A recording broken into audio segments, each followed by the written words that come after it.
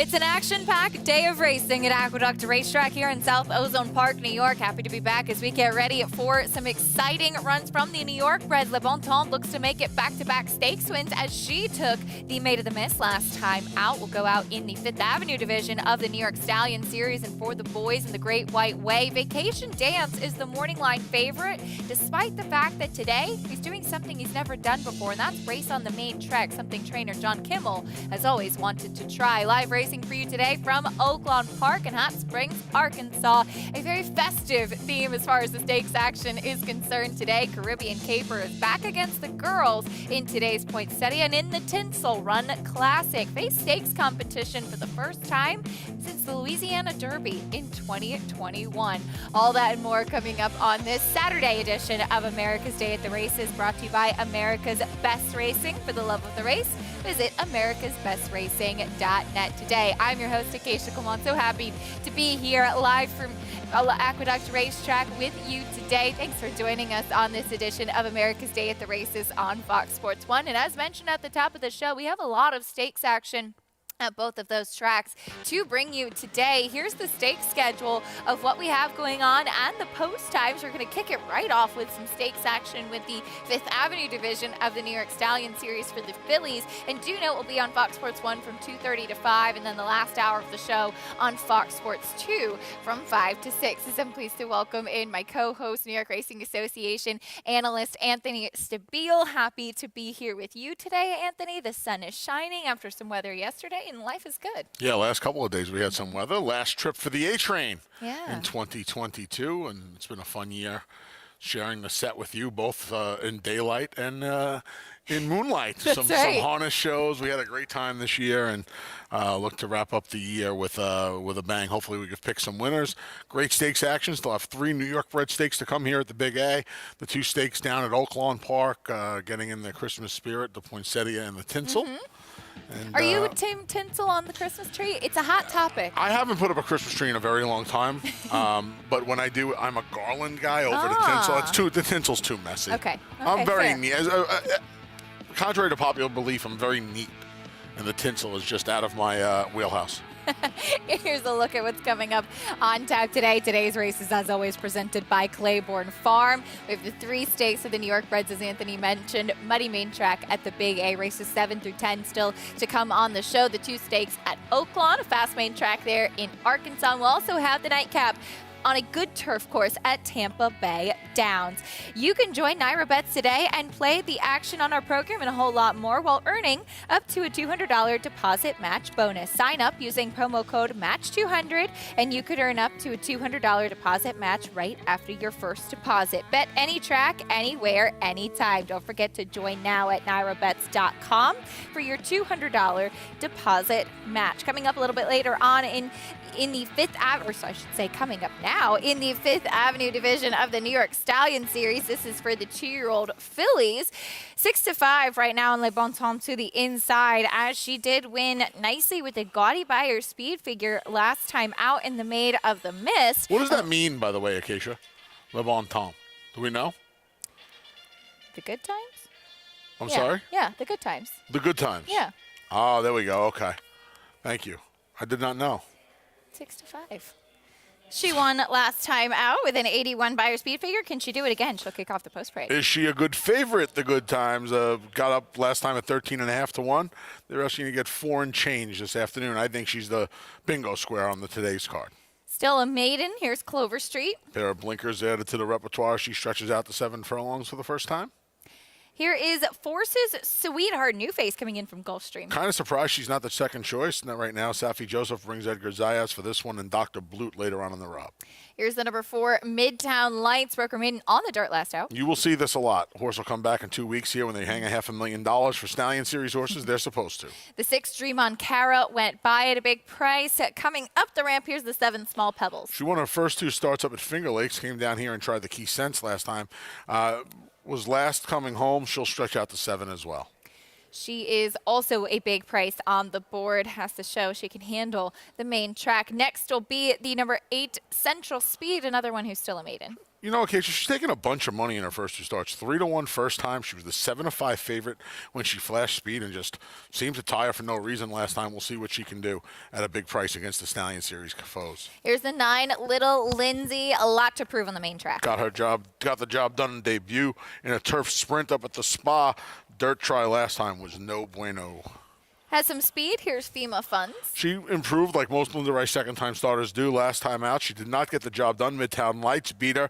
I think she'll improve again today, and she's taking some money. And Sweet Liberty to the outside. Yeah, another maiden in here who hit the board just twice from 5 starts, was fourth to Midtown Lights and FEMA Funds last time out. Well, if you want to follow along and get all of the stats on the horses, trainers, and jockeys in today's races, you can do so with free Equibase Pass Performances. Check out NYRA.com/TV schedule to download your free pass performances for all of the races on today's show. They've got you covered.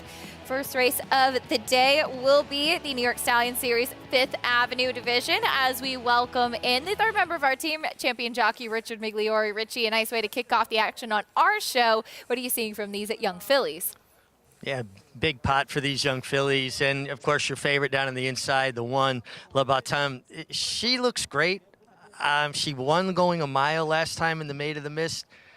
I'm not sure that the 7/8 does her a lot of favors turning back. Obviously, she's the horse to beat. She has to work out a trip from the inside. But she definitely has the physicality of a horse that certainly, like the mile last time and going forward, I think she'll appreciate even more ground. I just have some questions at 6-5. I thought the 2 Clover Street definitely, from a physical perspective, is going to appreciate stretching out another furlong here after improving from her first start to her second start, getting blinkers for trainer Mark Hennig. The 3 Forces Sweetheart, she looks quick. And I just wonder if 7/8 might not be stretching her a little bit to the max, but she certainly showed speed on debut, and you could see why. She just has the build of a horse that's going to be fast, and she was. The 10 FEMA Funds, I thought she ran just as well as Midtown Lights last time, came up second best. I'm not sure 7 furlongs is going to do her any great favors either, though, just from a physical perspective, a little bit more on the diminutive side. And then to my selection at 36-1 on the outside, the 11 Sweet Liberty. I just think she's going to appreciate another furlong to work with. She's fitted with a bar on the outside. She has a tendency to drift out a little bit. That's just a little bit of an aid for the rider, kind of get a little bit more control, keep her straight. Jackie Davis did ride this horse's mother, Liberty Fuse, to 4 victories. She gets the mount today for the first time. And from a physical perspective, she is going to certainly appreciate that extra furlong. She wasn't beaten that far to Midtown Lights, and FEMA Funds for much shorter prices, and 36-1 with a good outside draw. I'm swinging away, guys. I like it, Richie. Best of luck. A big price, 36-1 on the outside with Sweet Liberty. Will be fun to see how she will handle the added ground today. But we welcome in another member of our team, Jonathan Kinchin, here with us today. JK, we're getting ready to kick off the racing action with this New York Stallion Series. Are you going for a 36-1 shot as well? I like a 35-1 shot. I actually have a little saver ticket with the 11, Richie's idea. I like the 9, but I'll start with the favorite, Le Bon Temps. This is a horse that, look, if you just from a speed figure standpoint, this horse just stands out. I don't love the draw inside, and there's probably a scenario in which you wish the race was a little bit longer for the 1. If that horse can break, get comfortable position, I think that's the winner. If not, the 9 Little Lindsay is interesting. To win, first time out at Saratoga turf sprinting, you have to have some talent. It just has to be there. And I just feel like being drawn towards the outside on this maybe tricky racetrack at 35-1, the 9 Little Lindsay makes a little sense to me. I'll forgive for the last race. Broke a little bit slowly, kind of rushed up inside of horses. No young horse really loves that trip. I think the 9 Little Lindsay at 35-1 makes a little bit of sense, but I think the winner is the 1 if the 1 can work out a nice trip. She's your favorite. All right, Jonathan, thank you. Some big prices from the guys. Final thoughts, Anthony? Yeah, I thought it was Le Bon Temps's race to lose. I think FEMA Funds is going to improve again. I made a 110 exacta. Into the gate for the 5th Avenue Division of the New York Stallion Series. Here's John Imbrial with the call.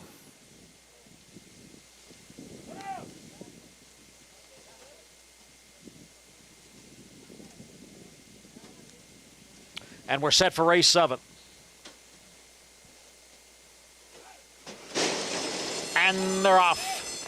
in the Fifth Avenue division of the New York Stallion Series.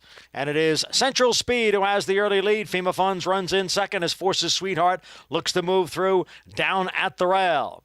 And Midtown Lights is in between horses. And Small Pebbles is there, 5 of them vying for the lead. Le Bon Temps sits just off of them and in 6th. And then comes Dream on Cara in 7th, followed by Little Lindsay. Far outside is Sweet Liberty. And down at the rail is Clover Street. Forces Sweetheart has come away with the lead after a quarter in 22 and 4. Central Speed now bearing down on that front runner. Far outside is Sweet Liberty, and FEMA Funds is right there. So it's 4 of them across. Le Bon Temps, the favorite, runs in 5th, followed by the gray Little Lindsay. Midtown Lights is on the move on the outside, then Dream on Cara. Sweet Liberty way out in the track, bolting there as they come for the top of the stretch. It is Le Bon Temps who has come on through now to challenge Forces Sweetheart for the lead. Le Bon Temps forces Sweetheart. On the outside, it's Little Lindsay and Midtown Lights. Little Lindsay and Midtown Lights and Le Bon Temps. 3 of them across the track as they come down for the 16th pole. Le Bon Temps on the outside, Midtown Lights. Little Lindsay in between horses. They come on for the finish, and it is Le Bon Temps at 6-5 to win the $500,000 Fifth Avenue division of the Stallion Series. Le Bon Temps makes it 2 in a row. The favorite, a winner under Jose Lezcano. She did not get out of the gate the fastest, Anthony, and there was a lot going on in this race, but this was a big effort from this 2-year-old filly. Keisha, I don't know what the final price was, okay, but I'm going to say this. I know she was a heavy favorite. She did not break alertly. She was under a ride from Jose Lezcano, who should get a bonus for winning this Stallion Series race because he rode her.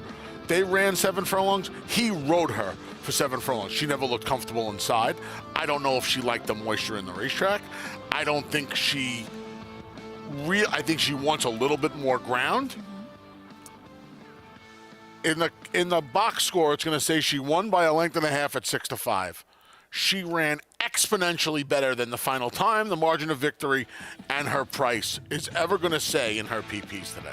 6-5, Le Bon Temps with the win. We did see Sweet Liberty really kind of blowing that turn, and Richie talked about the equipment that filly wears because she has the tendency to lug out, and she was just really being very, very tough to handle for Jackie Davis. So you did see her kind of bolt on the turn there. Jackie did a good job kind of bringing her back over, but when you have a horse that's doing that, they're very hard to handle. You called it approaching the far turn. She looked like she was giving Jackie some fits, and she just kept drifting. That's the problem with, I guess it's the physics, right? The momentum of the turn is going to help what she was trying to do, and that was get out, and it did just that, unfortunately. She was ranging up. She was in nice position, and, when they're running as much right as they are forward, it's kind of hard to make up any real ground. And the 36-1 shot that Jonathan had a little interest in, Little Lindsay, with a big effort to finish 3rd, but a monster effort from your winner, the favorite. Le Bon Temps makes it 2 stakes wins in a row for trainer Mike Maker. Jose Lezcano in the saddle for the first time today, bringing prices and reactions. Our first stake on the show, the New York Stallion Series, Fifth Avenue, after this.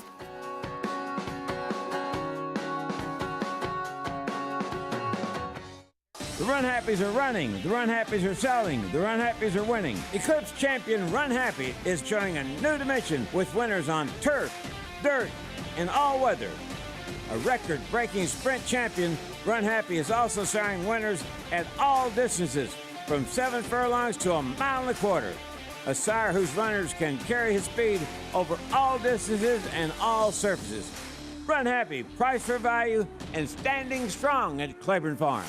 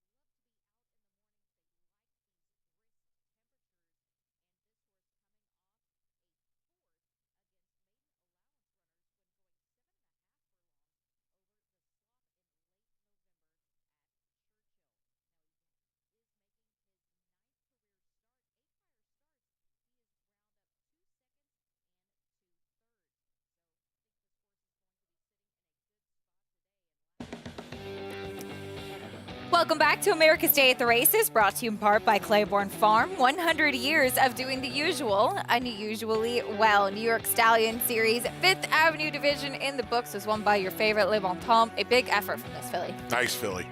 Really, really nice effort. I think she'll be even better when they get her back going a little longer. I think that's going to be important for her.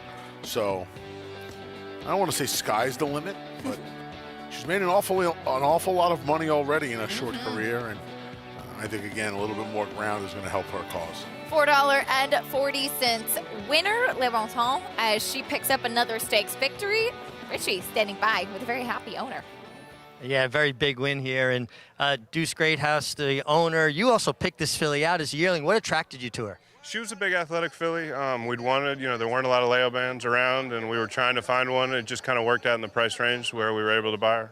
Now today she turned back an eighth of a mile to 7 furlongs. Looks like she wants more grounding. She won going a mile last time. Today you kind of had to get after her early. She was ready early. She was just one of those fillies. Norm Cassie said she was a two-turn filly when he got her. She was ready to run. We were going to send her to New York. Nothing would fill, so she broke her maiden down there to a good 2-year-old filly we've got by a nose named Towhead. And then we thought Towhead would beat her being the Kentucky bred. And then there wasn't a stake for her in New York, so we just had to wait. And so it took her a little longer to get up here than we wanted. Well, nice to be eligible for these Stallion Stakes, worth so much money. What's the plan for her going forward? That's obviously Maker's decision. We know she wants to go longer, and we'll kind of see how she is for a few days and decide if he wants to test her in opening company. But hopefully, she'll earn her spot against some Kentucky breds and stuff down the road. Great win. Congratulations. Thanks a lot, Nick. Guys, for our filly that was bought for $65,000 at the Fasig-Tipton sales, she just added another $275,000 to the $187,000 she's already earned. It truly does pay to have New York breds. Definitely does, and ones that are eligible for these New York Stallion Series. So just to clarify, too, Anthony, in this race, they all are New York breds as well, but they could be bred in another state as long as it's by a stallion that stands in the state of New York to run in these particular races. Correct. You'll see it throughout these days across the country, right? Down in at the Maryland Millions, which was really the forerunner for all of these Stallion Series days and races. They'll actually put the non-Maryland breds on the also eligible list. And one of them, and his name's escaping me now, but he's 6-5 every year, and he's always the number 12 in the first AE because he's not an actual Maryland bred. I think he's a Kentucky bred. Cord Maker, maybe one of those horses like that. Yeah, somebody like that. Yeah. And that's what happens. It pays to be not only a New York bred, but we have some fantastic stallions here in New York. Central Banker, the first one coming to mind for me. So, yeah, and so this Mitch, man, this guy's unbelievable. I'm alive in this thing, by the way. This pick 6, put a ticket up. 2-day carryover. Yeah, look how proud I am of being alive in it. Captain Trice had to work for it, though, in the last race. They both did. Yeah. They all did. Could buy a candy bar with the parlay right now, but hey, listen. Hopefully we can get a little creative in the 9th and 10th. I think it can. Hey, look, it's the A-Train. That's the original. I'm not going to say it's the best. That's the original. It's not the best. The best one is sitting right it's here. Not the best, that's on the set for America's Day at the Races today, ladies and gentlemen. We continue on with the stakes action. This is for the New York breds. The Alex M. Robb going a mile on the main track coming up. 3-year-olds and upward. Taking a look at the field and a group of hard-knocking, tough veterans coming up in this next race. Field stayed together, so we have a field of 8. We have a Millionaire and Some Like It Hot Brown. Combined, the 8 horses, talking about paying to be a New York bred, over $4 million in cumulative earnings. So, yeah, and whenever I think of the Alex M. Robb, it makes me sad for the old inner track because this used to be around 2 turns. We were talking this morning, I'm not sure if it was a mile and 16th or the old mile and 70 yards of the inner track. Love the mile and 70. But, yeah, it used to be an inner track staple, and now we run it around the 1 turn here on the main. We're going to kick off our racing action at Oaklawn Park in the 4th race in this maiden special weight, starting with the number 1, Fast Lane. Cuts back for a return from a March layoff. Hall of Famer Steve Asmussen teams up with Isaac Castillo. They do good things together. Really sharp on the track right now. The favorite is currently the number 5, Town Branch. Get to him in a moment. 11-1 on Fast Lane, cutting back in distance. Here's the number 2, Atlantic Dancer. There was one sprint right back here behind us where he may have been best that day. He came back, and he got beat again down at Keeneland. Nick Zito looking for his first win in over 2 years. The other one from the Asmussen barn here is Without a Song. Gets a pair of blinkers after breaking a step slowly last time. Ricardo Santana Jr. stays. He was 12.5 to 1 that day. Off of that effort, taking some money at 6 to 1. Half brother to Honor Code. Here's the number 4, Sinner's Sin. He gets the ultimate equipment change the first time gelding. He did not run well last time. 2 starts back, he got beat at 3 to 5 right over this course. Town Branch off of a narrow defeat. He's had a lot of chances since making the trainer change to Chris Hartman. The mile try was no good, just missed by a head going 3/4 last time at Churchill. First-time starter, Patrolman. Yeah, John Ortiz teaming up with David Cabrera, one of the leading riders last year. Nice work, Tab. A little quiet on the board, though, at 7 to 1. Here's Unstable Prince at a big price. Great name. Maybe turf in his future. He's had some trouble at the start in 2 of his tries. And the number 8, Evs Sherman. They did not wait for an Arkansas-bred race to come up. They ran him open at Churchill, and now he's back in an open company race. He has not gotten out of the maiden ranks in the Arkansas-bred races. Wonder why they're not waiting for one of them, Acacia. There's your favorite, though, Town Branch, 2 to 1 right now as we welcome in for the first time today, Paul LaDuca live with us at Oaklawn Park. Hey, Paulie, I know you've gotten a chance to see this horse a few times at Churchill Downs as well. Yeah, and when you look at Town Branch, and by the way, happy Saturday to the A squad there in New York. Beautiful day here in Hot Springs, actually. In the mid 40s, the sun is out, fast racetrack. And yeah, when you get to Town Branch, you look at the race, and it's kind of confusing because I don't know if Chris Hartman wanted to get this horse back at Churchill Downs or not, because if you look, he wheeled him back in 16 days, and the horse just missed, and almost 10 to 1, 9.5 to 1 that day. And I thought it was a very useful race, 109 and change. Now, the horse has had time. It's carrying very, very good flesh, at least going into this race. I'm just wondering, is this horse's style changed? Because in the beginning of his career, he was kind of a horse that sort of ran off or had early speed in the Bill Mott barn. So we'll see what happens today with Town Branch. The 4, Sinner Sin, owned by the house horse, owned by Mr. Charles Sella, Louis Sella, the owner here of Oaklawn Park, has been so gracious to me and to America's Day at the races. This is another horse here for Juan Moquet and Rafael Bejarano that has pretty good speed. And I would think with the gelding coming off a long layoff, this horse is going to show tremendous speed. And I think that one of the other horses to beat in here, when you look at some of the other long shots in here, you know, the 2 Atlantic Dancer, you know, Anthony made a great point. Nick Zito has not won a race in 2 years. But I'll tell you what, this horse can run a little bit. He stumbled out of the gate 2 back. For the race at Keeneland, he came charging really fast. And I think he's got a big shot in here to get Nick Zito off the schneid. And I'll give you one long shot. The one for Steve Asmussen was a tall drink of water and really turned out unbelievable. And I'm wondering if that horse is going to show a little bit more speed than the other Asmussen horse. I think the 5 might be tough to beat. I think the 1's a long shot, Acacia. I like it, Paul. Thank you. Fast Lane, who had shown some speed going a little bit longer. Let's see what he does, cutting back in distance. Your favorite, 2 to 1 in Town Branch. As we check back in with Jonathan Kinchin. JK, thoughts on this 4th at Oaklawn?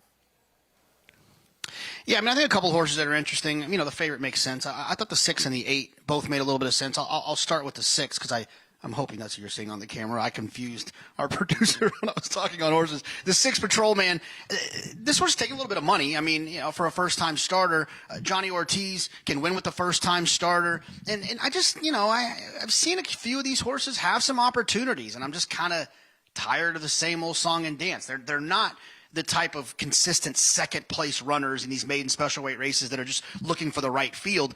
You know, they've had some okay races, but they also throw in some clunkers from time to time. And I'm talking about the horses that have run a little bit. The other one that I liked a little bit was the 8 towards the outside, Ev Sherman. It feels like a horse that might want to cut back a little bit. Tried that tricky distance at Churchill Downs, that 7.5 that they started kind of messing around with, now cuts back to the 6. I think off of that longer distance race, drawn outside with tactical speed on a race racetrack that I think that stalking outside trip is exactly where you want to be. I'll go with the 8 officially, but if you're playing any multi-race bets, if you're playing any exactas or tries, I'd make sure to use the 6 underneath as that kind of new shooter. And it's not even Preakness week, and I'm mad at myself for saying that word. Well, we'll just have to check back in the second week of May for Jonathan to get that opportunity again. Patrolman, the first-time starter, and I thought his fight was interesting, Anthony, because, yeah, I mean, a lot of these horses have had quite a few chances. Your favorite, Town Branch in particular, who's run 7 times already, maybe a good spot for a first-time starter to find the right kind of field. Yeah. I thought there was a couple of other. I thought Sinner's Sin was interesting, off the gelding. This horse ran at the top of the charts. Who's okay? I think the fresh gelding's gonna help him. He's also been. He ran well enough 3 starts back. It was actually his fastest figure from just off the pace. So I'm wondering if Rafael Bejarano can be one of the first ones to come calling and take advantage of some other quick horses in here. Now off the bench and with the gelding, he might be fast. He might be too quick. We'll see. Graduation day for one of the runners here in the 4th at Oaklawn Park. Let's go to Vic Stauffer with the call.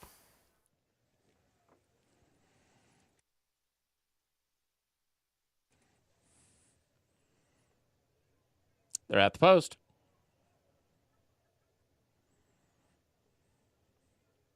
They're off. Sinner's Sin wins the break from Town Branch away in second. Without a Song breaks third. E.V. Sherman is fourth. Then comes Fast Lane, followed by Patrolman and Unstable Prince, and the trailer is Atlantic Dancer. Without a Song and Sinner's Sin. Now Matt strides up the backstretch. Without a Song ahead in front. Sinner's Sin right alongside in second. They've sprinted 2.5 clear from Town Branch. Fast Lane is fourth at the rail with 3 lengths to make up. He's a length in front of the Arkansas bred E.V. Sherman. Then it's 5 back to Patrolman and Unstable Prince, and another 8 lengths back to Atlantic Dancer. They round the far turn. Sinner's Sin and Without a Song. Town Branch looms large 3 deep, and here's Town Branch to move up, and he's doing it nicely. Could have a new leader at the top of the stretch. Then E.V. Sherman, Fast Lane. Atlantic Dancer is unwinding, but he's 10 lengths behind Sinner's Sin and Town Branch.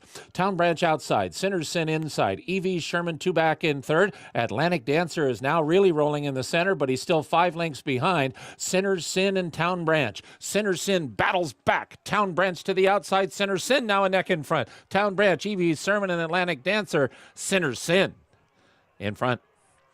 Sinner's Sin beat Town Branch 3/4 of a length. Atlantic Dancer just beat E.V. Sherman for third.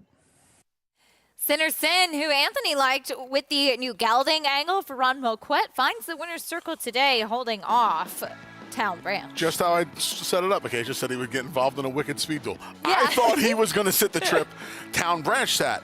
But when they're gelded, one of the things, and you and I have talked about this, we've talked about it with Maggie, when they're gelded, there's a relief. I mean, I'm not being a jokester here. There's some relief. Yeah. They're freer, and there's a lot more. They're able to kick off and lunge off their back legs. He was able to do that today, got to the front, and was able to survive a couple of duels.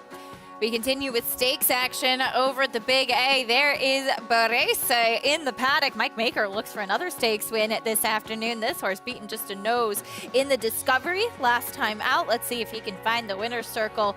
Alex M. Robb after this.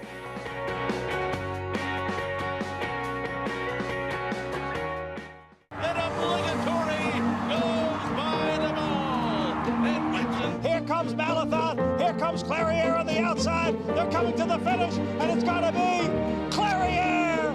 Nest, much the best. She won by better than 10 lengths.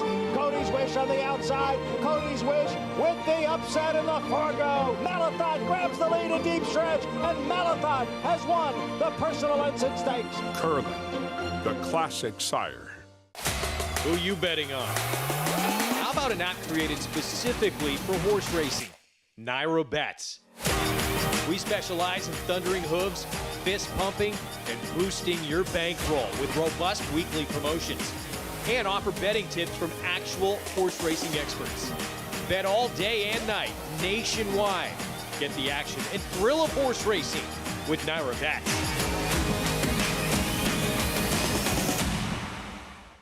It's a domineering display by the ultra-talented McKinsey. McKenzie. McKenzie in a dominant performance. 300 won't do it. 300,000.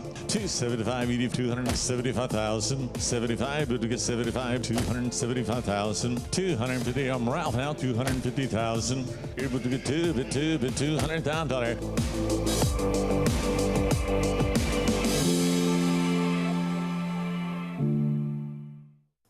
Tampa Bay Downs has a rich thoroughbred horse racing history in Florida dating back to 1926. Celebrities such as Babe Ruth, Jack Dempsey, and John Ringling all attended opening day. In 1981, Hall of Fame jockey Julie Crone won her first career race here, and in 2007, we saw Street Sense win the Tampa Bay Derby and go on later that year to win the Kentucky Derby. Featuring full fields, great turf racing, and a 15% takeout on our Pick 5, Tampa Bay Downs has live racing every Wednesday, Friday, and Saturday. Welcome back to America's Day at the Races, brought to you by NYRA Bets. You can bet any track, anywhere, anytime. Get started at NYRABets.com today.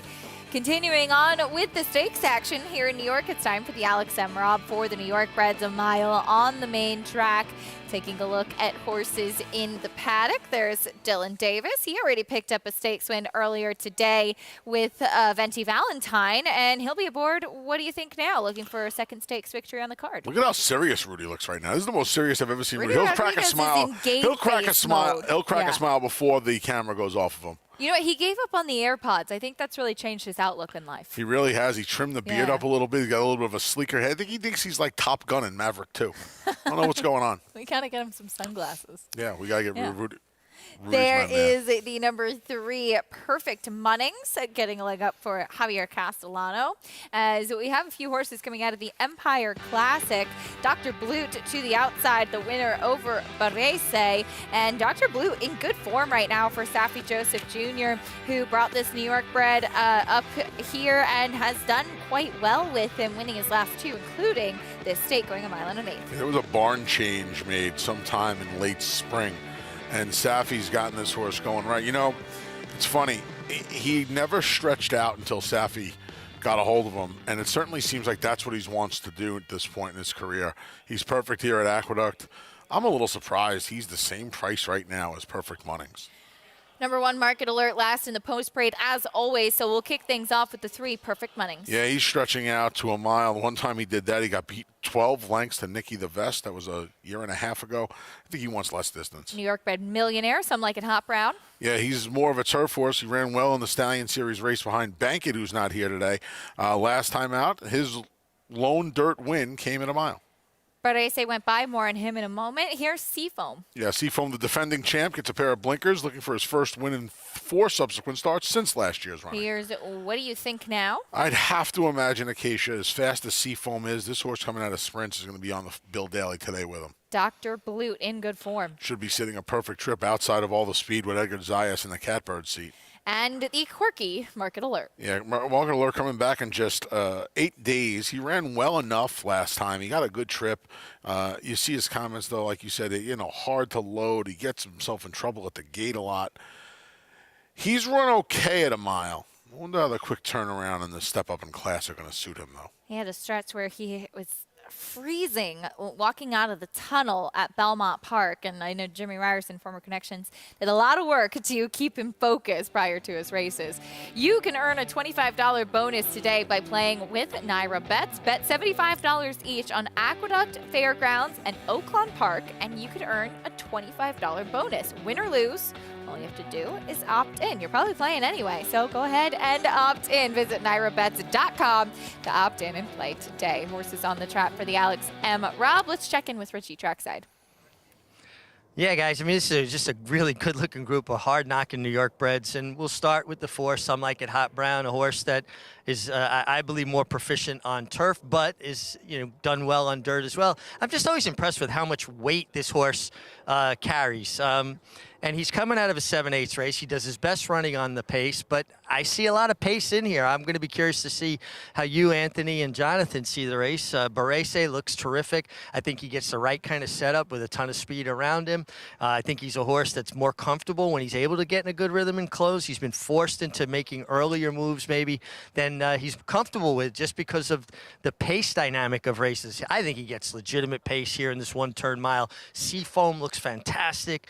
I was talking with Michelle Giangiulio, who said she's really doing well, as good as he's done in a very long time. He adds blinkers, but he's another horse that wants to be involved in the pace, and I just don't think that's going to be the style that's going to work out really well today. And then it's the 7 I got to talk about. What do you think now? Another horse who should be part of the pace. He's got sprint speed, but just from a physical perspective, he is such a dude. He is as good-looking a horse as you ever want to see.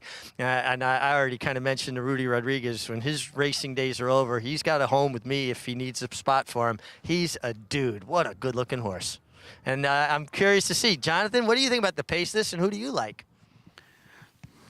You know, it's funny, Richie, in these races when the racetrack is kind of playing like it is and there's all these evenly matched horses, I sometimes struggle to figure out what's going to happen from a pace standpoint. I think the first thing you want to look at is who's riding which horses. I think you can get some clues with riders. You know, if you see Kendrick on one, you know, you can see some guys that you can feel are going to go. And I think the draw also can matter.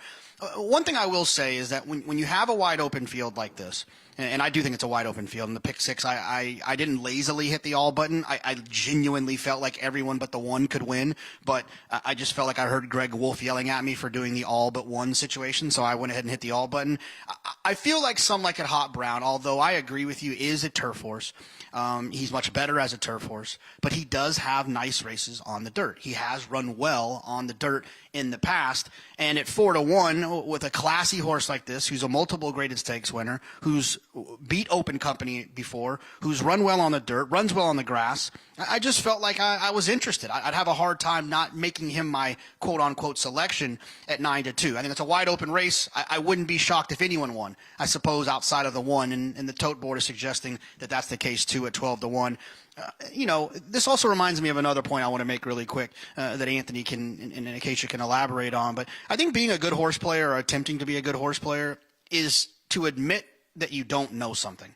And I just don't know who's going to win this race, and that's why I treated it the way that I did from a multi-race standpoint. And I spread in here. I had 3 other singles in my sequence, so it's not that I'm whiffing in here. I had a strong opinion. I just didn't have a strong one in here. So I'm going to pick Some Like It Hot Brown, but I won't be shocked if anyone wins.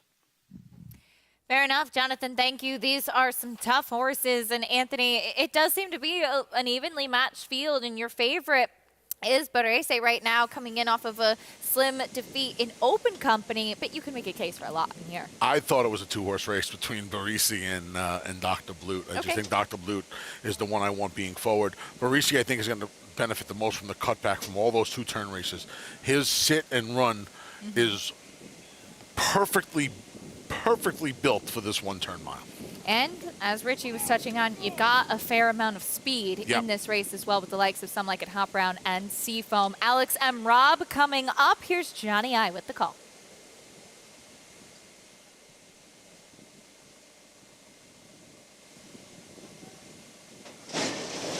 And they're off. From the outside, Dr. Blute. And what do you think now? Those two out for the early lead, with the Seafoam racing in 3rd, and Barese is next in 4th. Then comes Some Like It Hot Brown. Down at the rail is Perfect Munnings, and the trailer is Market Alert in 7th. It's Dr. Blute, and what do you think now? What do you think now down at the rail? And Dr. Blute on the outside. The two of them are right together. Seafoam sits off of them in 3rd. The quarter, 22 and 4/5 seconds. Some Like It Hot Brown's in between horses. Perfect Munnings down at the rail. Then Barese and Market Alert, who's on the far outside.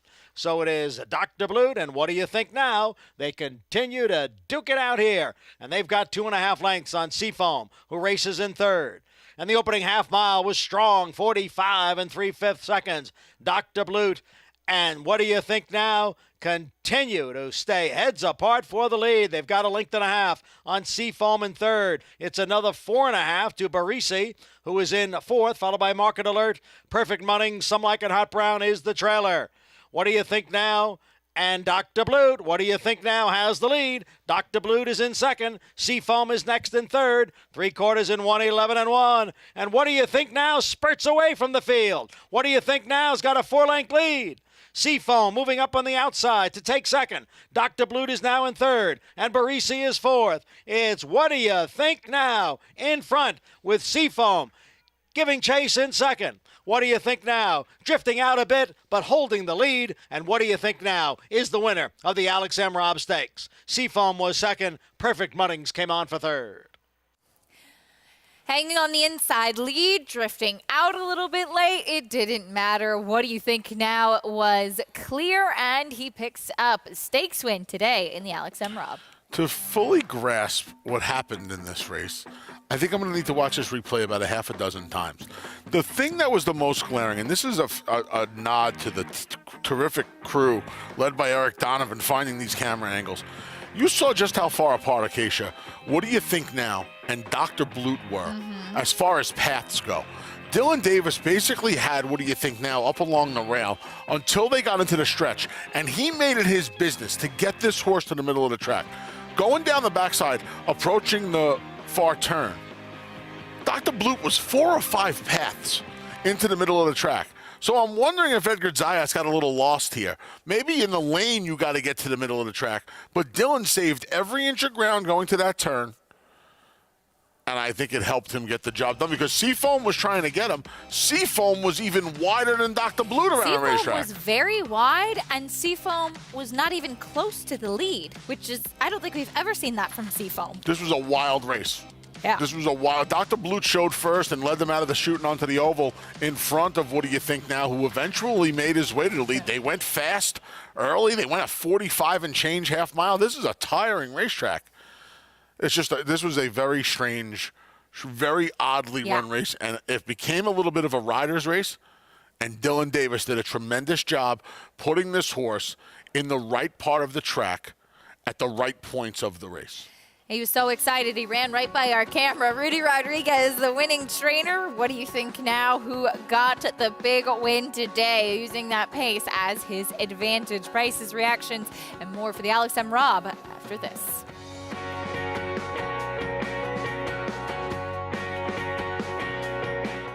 DeMarchelier offers breeders a rare opportunity as the only son of Dubawi standing in Kentucky.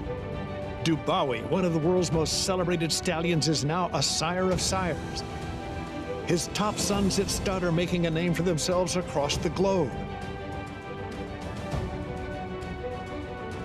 With a picture-perfect pedigree, this son of Dubawi brings one of the world's most potent bloodlines to America. DeMarchelier, standing at Claiborne Farm.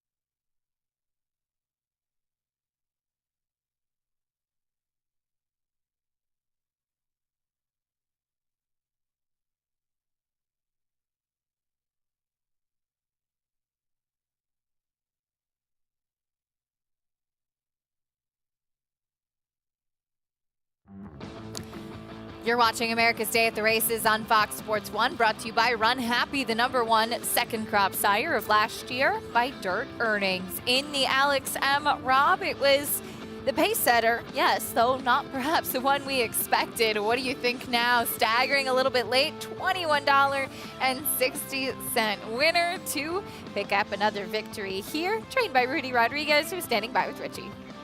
Yeah, you guys are missing all the fun. Rudy's telling me things off camera that, anyway, Rudy, what do you think now is so good? And you were talking about how well he's been doing. You know, he really enjoyed the cold weather. He just kind of changed his attitude. In the summer, he kind of don't even want to gallop. And as soon as the cold get to him, he gets so tough. Last year, Trevor McCarthy breezed him in the morning, and he cannot pull up. He wanted to run again. But, you know, just very, very lucky to Mr. Stuart Grant give us the opportunity to train this horse up. And he's just an amazing horse to train. You know, it's very nice-looking horse and very easy, very kind. But he can get tough. Well, Rudy, I mean, the fractions were fast. I mean, he went a half and 45 going a mile. Did you expect him to be on the lead? He does have sprint speed. You know, I tell Dylan, you know, he's a fighter, and don't take the way around from him. He tries hard. He show a lot of times when he's headed, he always give you what he has, you know. I wish I got 10 of these more, you know. They don't come often, but I'm just blessed to have him in the barn. Congratulations. Great job, Rudy. And, guys, I know the tell now. When Rudy really grooms up that goatee the way he does, he likes his horses. I don't know. He was ready for the win photo today, Richie, and you can see just how much this horse means to Rudy Rodriguez. Anthony, as we were talking about, Rudy had a bit of a cold streak during Saratoga this summer, and it was this horse that actually got him to the winner's circle, his first win of the meet this summer in the John Morrissey. Yeah, he meant business coming into this because he didn't have a smile before. Now you can't get the smile off of his face. Yeah, he's Rudy's mentioned, I remember when this horse ran back and came off the layoff at Parks, Rudy and I were at a party together, and he didn't run 2 steps, and it didn't even faze him. He was like, nah, he'll be okay. And he came back and he won the Morrissey. Yeah. Today, I mean, I'm sure he would even tell you today was a little bit of a surprise with all of the speed signed on in here. He's stretching out and has to handle the added distance. He had one going a mile in the Wayback Machine. But he was facing some salty competition today, sorry to steal your word, and he was able to come out on top. Biggest price so far in the pick 6 with that carryover. Hope you had it. $21.60 as far as that pick 6 does go. It's time for our America's Best Racing Race of the Week. We'll take a look. The Great White Way, which is coming up next. It'll be race 9 here at the Big 8 for the 2-year-olds. Going 7 furlongs, the New York Stallion Series Great White Way here, and Vacation Dance to the outside at 3-1 as right where his morning line was, and he's only ever been on the turf as of yet, Anthony. But speaking to John Kimmel, in all 3 of his races, he's always said, you know, I really want to try him on the turf, and he even on the dirt, excuse me, even particularly mentioned this race and saying with these New York Stallion Series, I'm planning to try him on the main track. You know what, Acacia? He has 500,000 reasons to try him on the main track today. This is a very lucrative race. Yeah. You know, and it's okay to run a maiden, to run a turf horse, and just say, I'm trying this because it's worth $500,000. I'd be trying to run around first. I want to try and enter. I'm a New York bred. I'm sired by a New York Stallion. I'd love to be able to get 5th money in here today. Listen, you're supposed to. It's about running your horses. It's not horse training. It's horse racing, right? Yeah. So it's a little outside the box. They're giving you an awful lot of money to try something a little different. A maiden, a turf horse, a sprinter going long, going short, distance horse going short. You have to take your chance in these races. Talk more about the Great White Way in a moment. We'll also turn our attention back over to Oaklawn Park as we continue on with the live racing there. Horses in the paddock getting saddled up for the 5th race of the day in Hot Springs, Arkansas. All that and more coming up after this break on America's Day at the Races.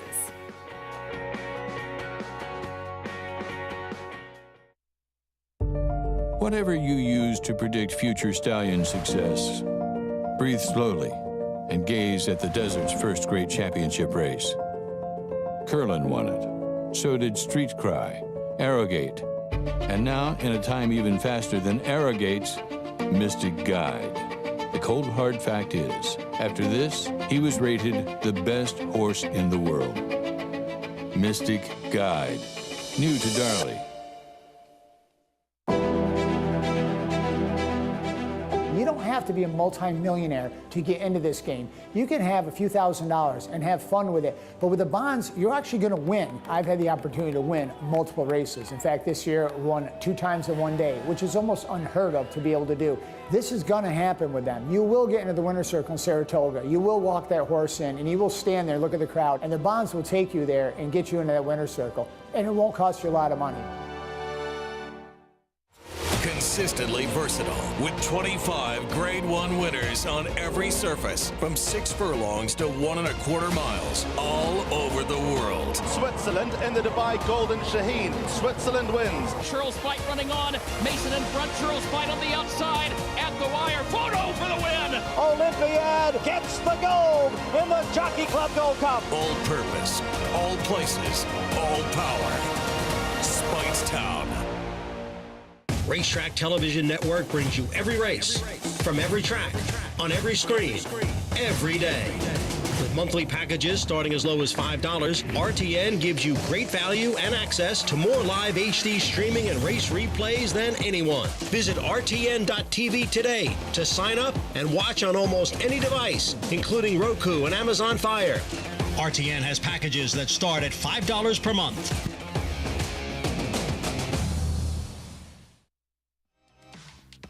Welcome back to America's Day at the Races, brought to you by America's Best Racing. For the love of the race, visit americasbestracing.net today. Horses stepping onto the track for the 5th race at Oaklawn Park.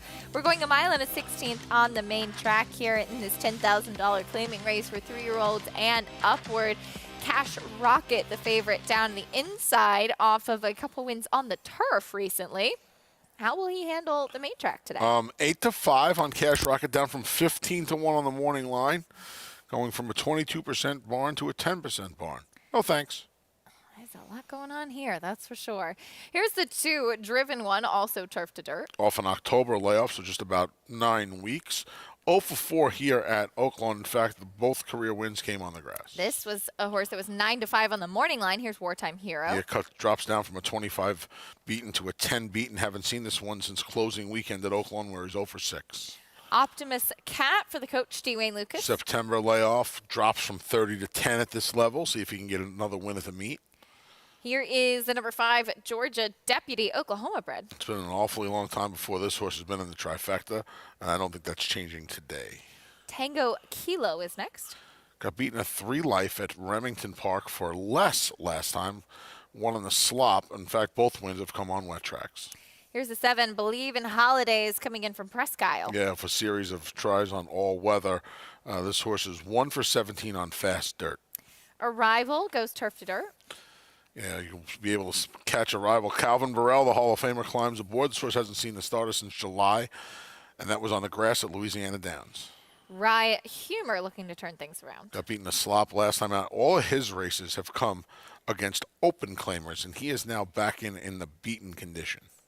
Coming off of a nose defeat, here's Egomaniac. Great name, eligible for this 3 life. Got beat just a nose at Hawthorne last time out. 1 for 10 in his career at Oaklawn Park. 11 is out. Here's the 12, Primer Dimer. Goes for Robertino Diodoro off to his usual fast start. The horse is raced at Del Mar and Santa Anita and Keeneland and Churchill Downs. The blinkers come off. Last time this horse raced without blinkers, he won at Del Mar, where his claim was voided. That's the field for the 5th at Oaklawn. As we head over to Paul LaDuca. Paul, interesting board here for this 5th race. Yeah, very interesting board. And when you look at the Will Pays here in the pick 5s, we had a bomb actually win the first race in a 6-horse field, a 19-1 shot. And then in the 3rd race, we had a 20-1 shot. So if you're alive in this pick 5, go to your account and just make sure there's a lot of 4 out of 5. So 1, 2, 3, 4, and 12 are all paying out. 5, 6, 7, 8, 9, and 10 are all 4 out of 5s. There's no carryovers. They just pay it out. So there's a couple in here, like the 2 I want to say is close to 90-something thousand for 50 cents if Driven One was able to get home. But Wartime Hero will start with the 3 for Cipriano Contreras, for his own self, too. He owns this one. He claimed this one for 30, ran him for 25. Now, he got beat by a rival in that race, and this was all the way back in May. Now they drop in for 10. So a little bit of a drop in pop. And the last time this horse was in for this low, this horse won by 11 at Saratoga and the non-winners at 2 in the Danny Gargan barn. I just don't know if you want to take 7-2. The 12-horse Primer Timer for Robertino Diodoro, I think is a player. The horse looked tremendous in the post parade. Robertino's gotten off to a great start. All the money on the one, guys. Cash Rocket, is a horse that's 0 for 6 on a fast track, but if you look at the wheel pace, he's the second lowest in everything. He's obviously working like gangbusters in the morning for new connections and Frank Fletcher here. But if you look 1, 2, 3, 4, 5 out of the last 8 times this horse has been, actually the last 8 times this horse has been under 2-1. So maybe they just like betting Cash Rocket, but not me. I'm betting the 12 in here, Primer Timer. All right, Paul, thank you. Yeah, Cash Rocket taking a lot of cash at the windows. He's 9-5 now off that 15-1 morning line. Looks to be more of a turf horse. I bet the 9, Rye Humor. In all of these beaten races, this horse is eligible by way of not winning a race since May 8th. That's how he finds this condition. The last time this horse ran against condition claiming horses, he won 2 starts in a row. Let's see if we found his friends today. Race 5 at Oaklawn Park. They load in. We'll go to track announcer Vic Stauffer for the call.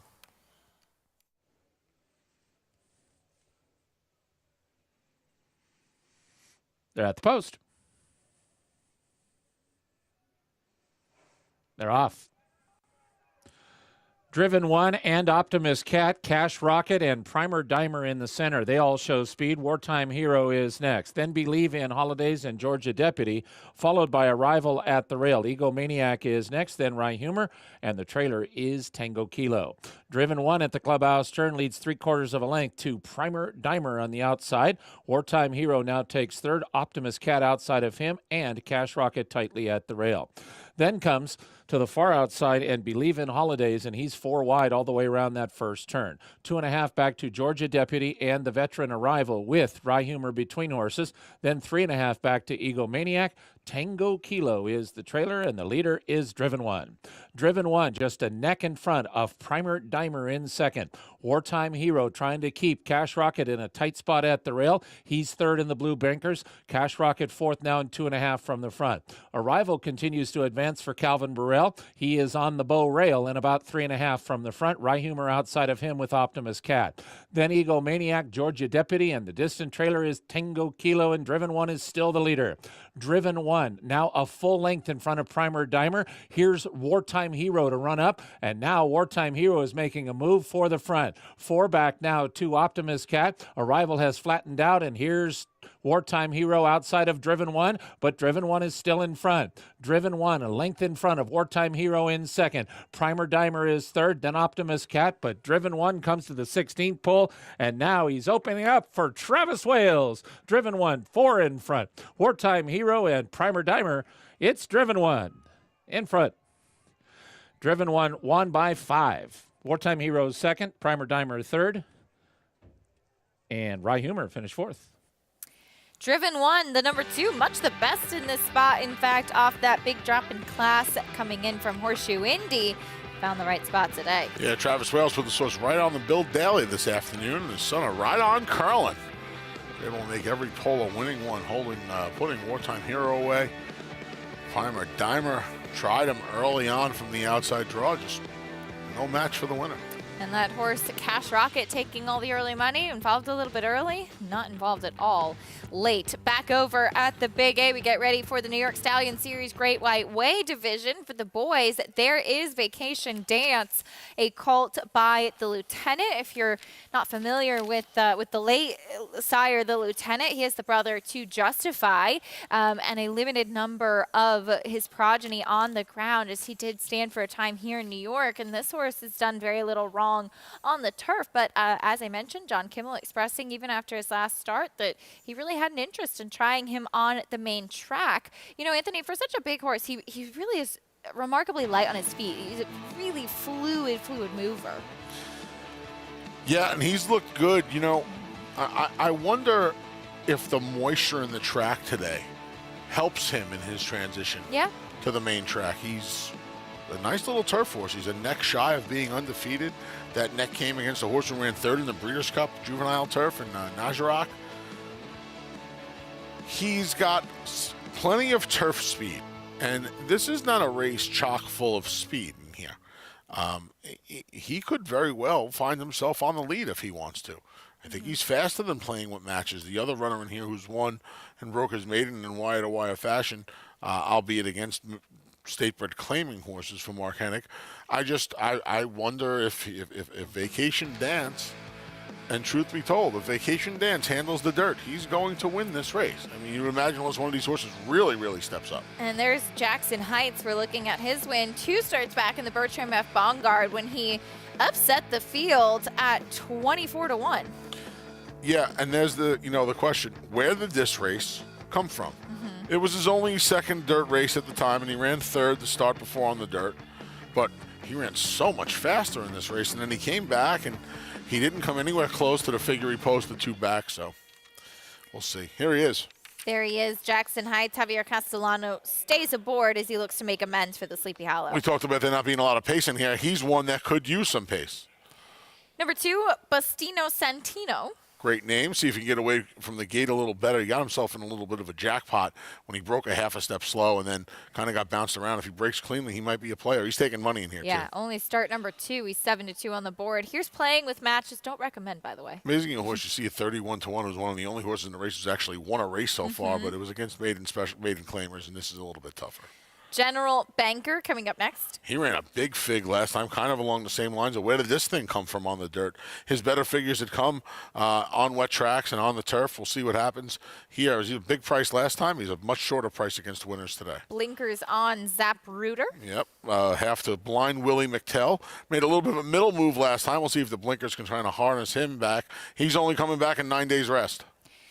We saw the 6 Tater and Tot go by. Here's Incantation. He's a handful. Another maiden. Here's a first-time starter. This horse is a half to New York Bred Stakes winner, Galaxiana. Number 8, Lifetime of Chance is next. I like this horse a little bit. Second time for Linda. Last time finished second behind Looms Boldly. Beat Bustino Santino. We'll see if he can improve for his third start. Another son of the lieutenant. He's at 5-1 now. There's the number 9, Ramblin' Wreck, Turf to Dirt. One dirt race was a 6th place finish in a weird maiden race at Saratoga. He's trained okay on the main track since. Here's another first-time starter, Laurel Valley. Yeah, Dan was a turf producer. She was 4 for 31.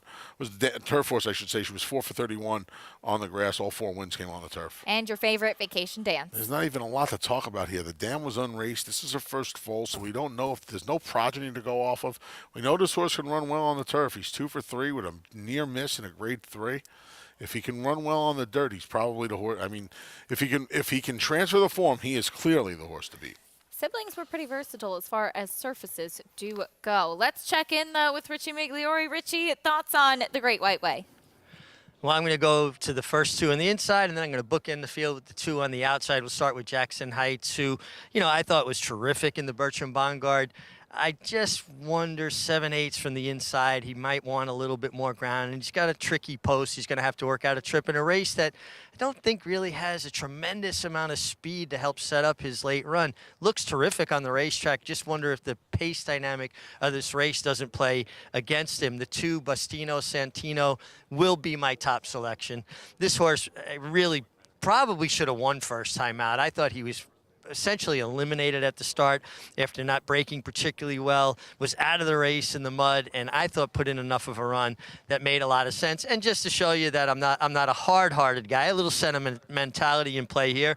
Roddy Valenti, I rode his first winner as an owner, and my last win as a jockey was for Roddy. My little dog Santino had surgery 2 days ago, so I'm all over Bustino Santino, the 10-horse Laurel Valley, first-time starter by Lauban. Check out some of those gate works. 58-2 out of the gate on the training track, 47-1 out of the gate on the training track. Now, full disclosure, guys, the gate works on the training track at Belmont tend to be a little bit faster because it's a little bit of a short pole. It's a little bit of an odd angle where they got to start timing those works. So even though that's fast, and speaking with Todd Pletcher's assistant, the horses worked extremely well. They might be a little bit quicker just because of that factor, but looks fantastic, very fit, well posted. Really not taking any money for a Todd Pletcher horse. I know it's a first-timer in a stake, but there are several maidens in here.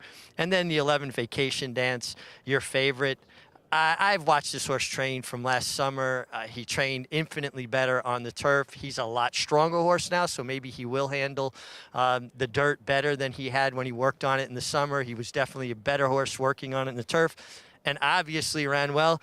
And JK, I know you're a little bit interested in the 11 too, who I just look at as a turf horse. Yeah, and look, it's kind of been the theme, and it's a theme that happens when you're looking at Aqueduct quite often when turf racing is over, is class sometimes, I've learned, unfortunately, class can overtake that preference in surface. And it feels like the 11 Vacation Dance is a better racehorse than every other horse in this field. And the speed figures in the last two races on the turf suggest that to be the case. Drawn outside with tactical speed, I have to give this horse a shot. In a multi-race bet, I had to have the horse in here. I wouldn't cut in line to bet the horse at 2-1 or 8-5 or 9-5, but I do think the 11 Vacation Dance is interesting. I think the 4 General Banker is a much more attractive wager. This horse was at the long-term parking at JFK. I borrowed that line from my friend Naja Thompson, but he was way wide last time. Hopefully can work out a better trip this time. Loading in for the New York Stallion Series Great White Way division. Let's send it up to John Abriel for the call. Let's see how it plays out. There in the gate.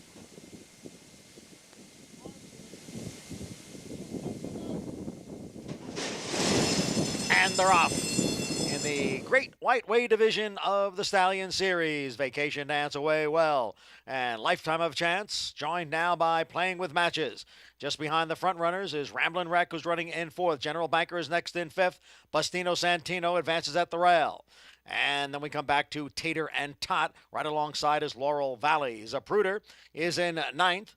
And then Incantation and Jackson Heights is the trailer in 11th. The leader is Playing with Matches through a quarter in 22 and 4. And Vacation Dance, the favorite, sits just behind in 2nd. Far outside, it's Ramblin' Wreck. Bustino Santino is in between, is down at the rail. General Banker is alongside. Then a break of almost 4 lengths back to Zapruder, who is running in 6th. And a Lifetime of Chance is in 7th. 3 of them across, Playing with Matches down at the rail. On the outside is Ramblin' Wreck. Vacation Dance is in between. Bustino Santino is at the rail, and General Banker out in the middle of the track. And now Bustino Santino switches to the far outside. It is General Banker who has come away with the lead now. Then Playing with Matches, along with Ramblin' Wreck, Bustino Santino, and Lifetime of Chance. General Banker about to break his maiden in this $500,000 race, and he did it at a price here at 10-1. General Banker, a horse that we'd seen run some big races on the turf, finishing 2nd at 32-1 last time out. And today, Anthony breaks his maiden in style at 10-1. Yeah, you got a good trip here under Eric Cancel, who just kept him out in the clear. Moved up, boy, 0 for 7, getting the job done and breaking your maiden for $500,000. And not just breaking your maiden, Acacia. I mean, this horse galloped. 6, 7, 8 lengths at the end, right? It's probably an 8-length victory there. Ramblin' Wreck, the other turf horse, was able to hold 2nd here. How about the maiden was a shorter price than the 2nd place finisher? Love these Stallion Series races. There was a curious trip for the 8 Lifetime of Chance, who broke on top. He got like the 2nd call from Johnny I after Vacation Dance, was taken back, looked like he was going to be last on the turn, comes flying along the outside to get 3rd. I would keep an eye on him. Maybe distance was his friend today. Number 4, a little celebration there from Eric Cancel. General Banker, though, gets the win. He's been close on both turf and dirt and at a variety of distances as well. Found the spot to break his maiden today, and he really was much the best against this group. Vacation Dance, Richie expressed some concerns as far as the surface is concerned, and though he had the class, it looks like we'll see him back on the turf in the future. Yeah, never looked comfortable. Kendrick was kind of niggling on him the entire way.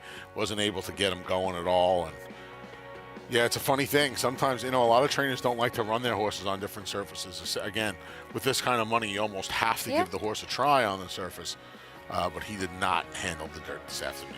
General Banker did, though, and he gets the win. 2-year-old colt by Central Banker has been so prolific in New York, as Anthony mentioned earlier. Jimmy Ferraro, the trainer, will bring you prices and reactions for the New York Stallion Series after this.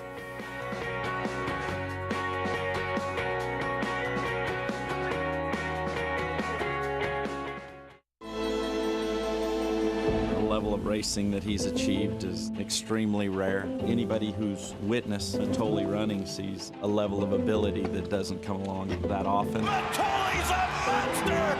Mitole wins the sprint! Oh, what a horse he is! Mitole, he did it again!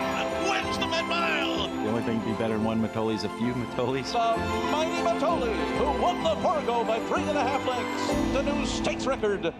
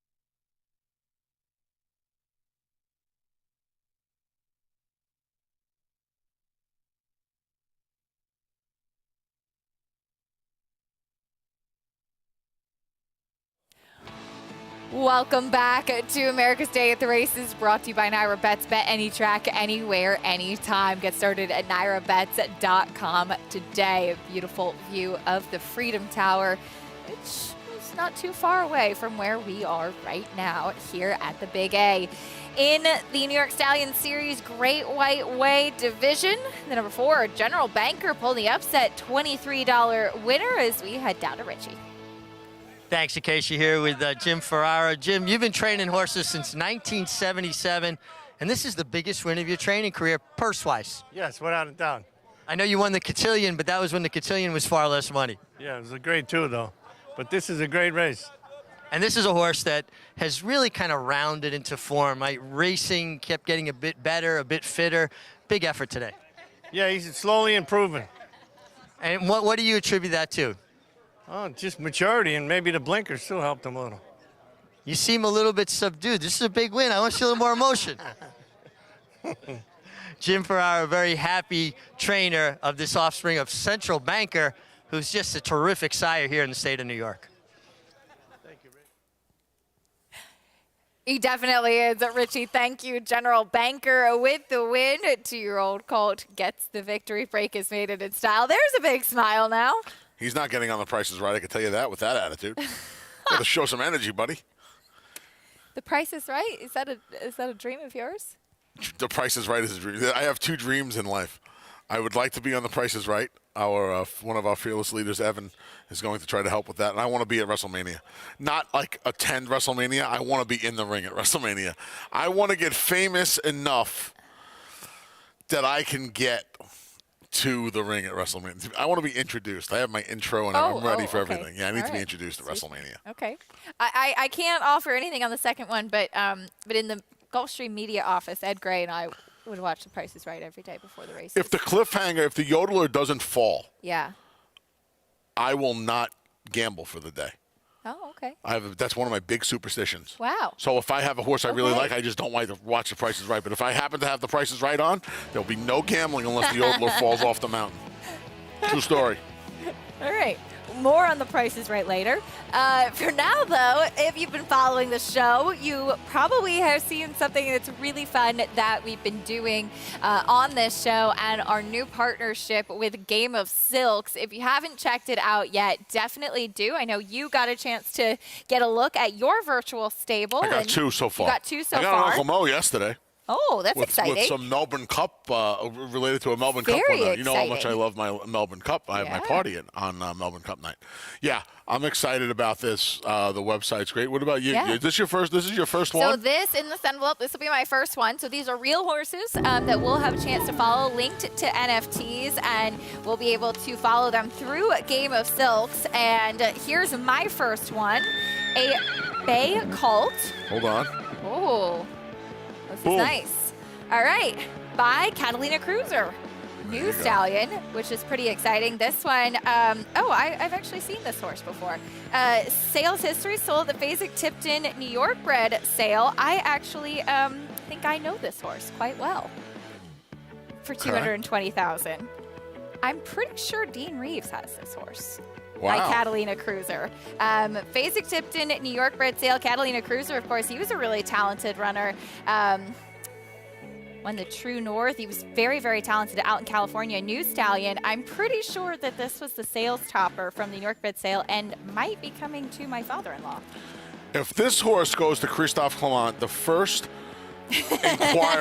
objection will be lodged in Game of Silks. I will call whoever I need to call. I could be completely wrong, but I'm pretty sure. That's going to Christophe Clement that you just so happen to get. I didn't know what I was getting. Folks, we're in Queens right now. We have a word here in Brooklyn and Queens on the border called fugazi. This would absolutely be a fugazi. I think you're just jealous, honestly. I think you're jealous. I'm hoping Dean is watching and he's going to help me out. I don't even care about this right now. Dean, do you own a Catalina Cruiser out of Awesome Bull? Wow. The dam has produced 4 winners from 6 foals to race from the first crop of Breeders' Cup Dirt Mile winner, Catalina Cruiser. For more information, you can visit silks.io. Check out Game of Silks. It'll be a lot of fun. What a fugazi this turned out to be. Wow. He threw his pedigree page on the floor. I got put right in the middle of this maneuver here today on national television to boot. I can't even react how I want to react right now. This is stunning. By the way, those Catalina Cruisers, they all look amazing. They're gorgeous. I have been really, really excited from what I've seen so far from the progeny of Catalina Cruiser. I'd be too with a sales topper. I'd be very excited as well. As we will take a look at race 6 coming up at Oaklawn, 1 mile on the main track. We see the number 1 Day Trade going by. Here's the 2, Invulnerable. This horse ran gutsy first time out. Gets Lasix now. Son of Practical Joke. See if he can go back to start his career. Here's the 3, Garuvan. If you remember this horse breaking its maiden last time, we saw good dance moves from Paula Duca. That's right. Another one getting Lasix for the first time. This one stretches back out. First time around 2 turns. The mile of Churchill's out of the chute. Here's the number 4, Wrecker Point. Coach looking for another win at the meet. Gets Lasix for the first time. Rider changed to Martin Garcia. Stretched out to win last time. Actually cuts back a 16th of a mile. Here's the 6, Protege for Ron Mulquette. Looked like a horse that may have bled last time. Gets Lasix now from the Keeneland Allowance race. Stretches out. Son of Good Magic. Lots to like here. Written Dance is next on the drop-in class. Yeah, got the job done at Remington Park last time. Actually going to be in for the tag for the first time since the debut where it was off the board. Should have said stepping up off the maiden win. Here's the 8, Hit Show. Another one getting Lasix. Took a ton of money first time out and romped at Keeneland by 5 1/4 lengths. Came back 6 weeks later. Did not do a lot of running as the almost 7-5 favorite. Plenty of pedigree there. your slight favorite on the board now. Well, now solid favorite at 3-2. 3-2 right now on the board, and that is the field for the 6th race at Oaklawn Park. Let's check in with Paul Duca for his thoughts on this group. Yeah, Acacia, a mile, little babies here, 2-year-olds going a mile here at Oaklawn, and yeah, that was fun times with Garuvan winning at Churchill Downs and got to play that a little bit. But, you know, getting Lasix for the first time and stepping up in class, I think Garuvan's really going to have to improve in here.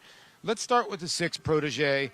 You know, his first win was impressive because, you know, he won that race in a 12-horse field. I thought it was very stylish. He was right off a 21-3 and 45 pace. Now, he beat Lugon Knight. Lugon Knight came back to win at Keeneland. He's a nice sort for Michael McCarthy. He ran a really nice third his next time out. Now, his race at Keeneland, I don't really know what happened. The horse went to the front end. They went very, very fast that day, and he just got left in the dust. Now, that was a loaded race. Arabian Lion was second in the race. Giant Mischief. There was a ton of horses in there that had a ton of talent, too. So I think one of the horses that you have to use in here. The 12 horse on the outside, the 8 horse on the outside for Brad Cox, Hit Show, is a tough read because this horse was, you know, a little bit around 7-5 first time out and really won nicely. Didn't get a great number.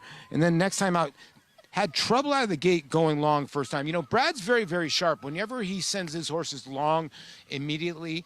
So this horse might have, like, surprised him a little bit, even though the horse was the favorite, winning first time out like he did, and didn't really get a great break. So he's going to be very, very dangerous. And then the 2 Invulnerable. I actually was going to go 6-8 in here. Then the 2 came on the racetrack, and I actually could see my reflection off the 2. He looked absolutely beautiful. Now, I know that he didn't run that big of a figure.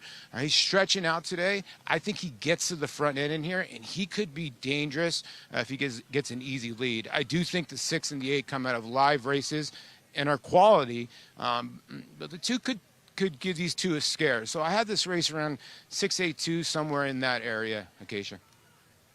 All right, Paul, thank you. 6-8-2, the number 6 Protege for Ron Moquett. Ron Moquett looks for another win on the card today. Thoughts on this 6th race, Anthony? I like Protege. Ron has started this meet in a good way. Ron's a buddy.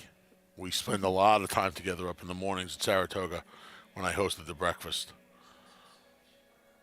And he kind of knew he wasn't coming to Saratoga with a lot of ammo this year, but he was excited for some of the 2-year-olds for the second half of the year.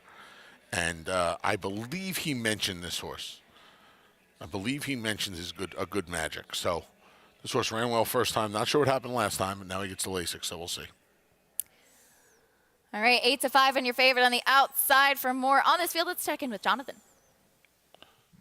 Yeah, the 6 Protege has that back number that you would want to lean on if you're a speed figure player, and we know that if you watch this show, I'm a huge believer in speed figures. But Protege didn't run well last time, and if you watch that race, it was kind of goofy.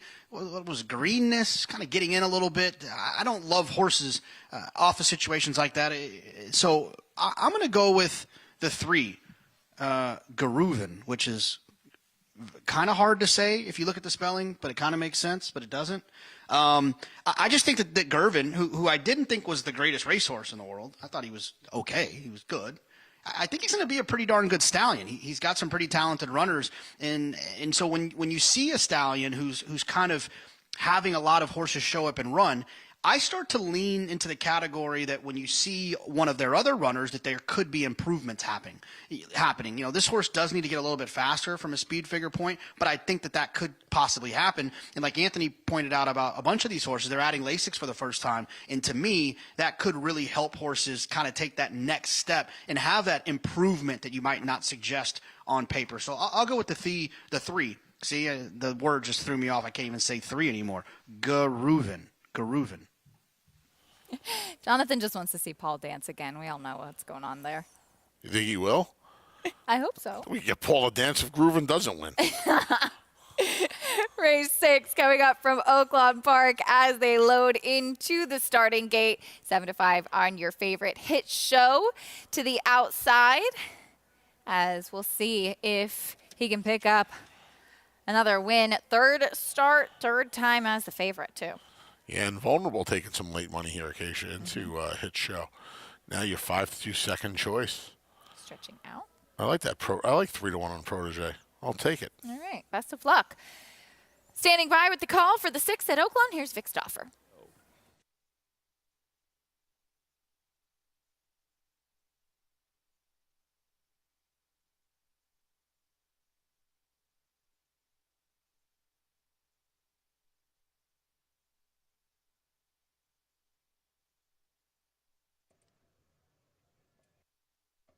They're off.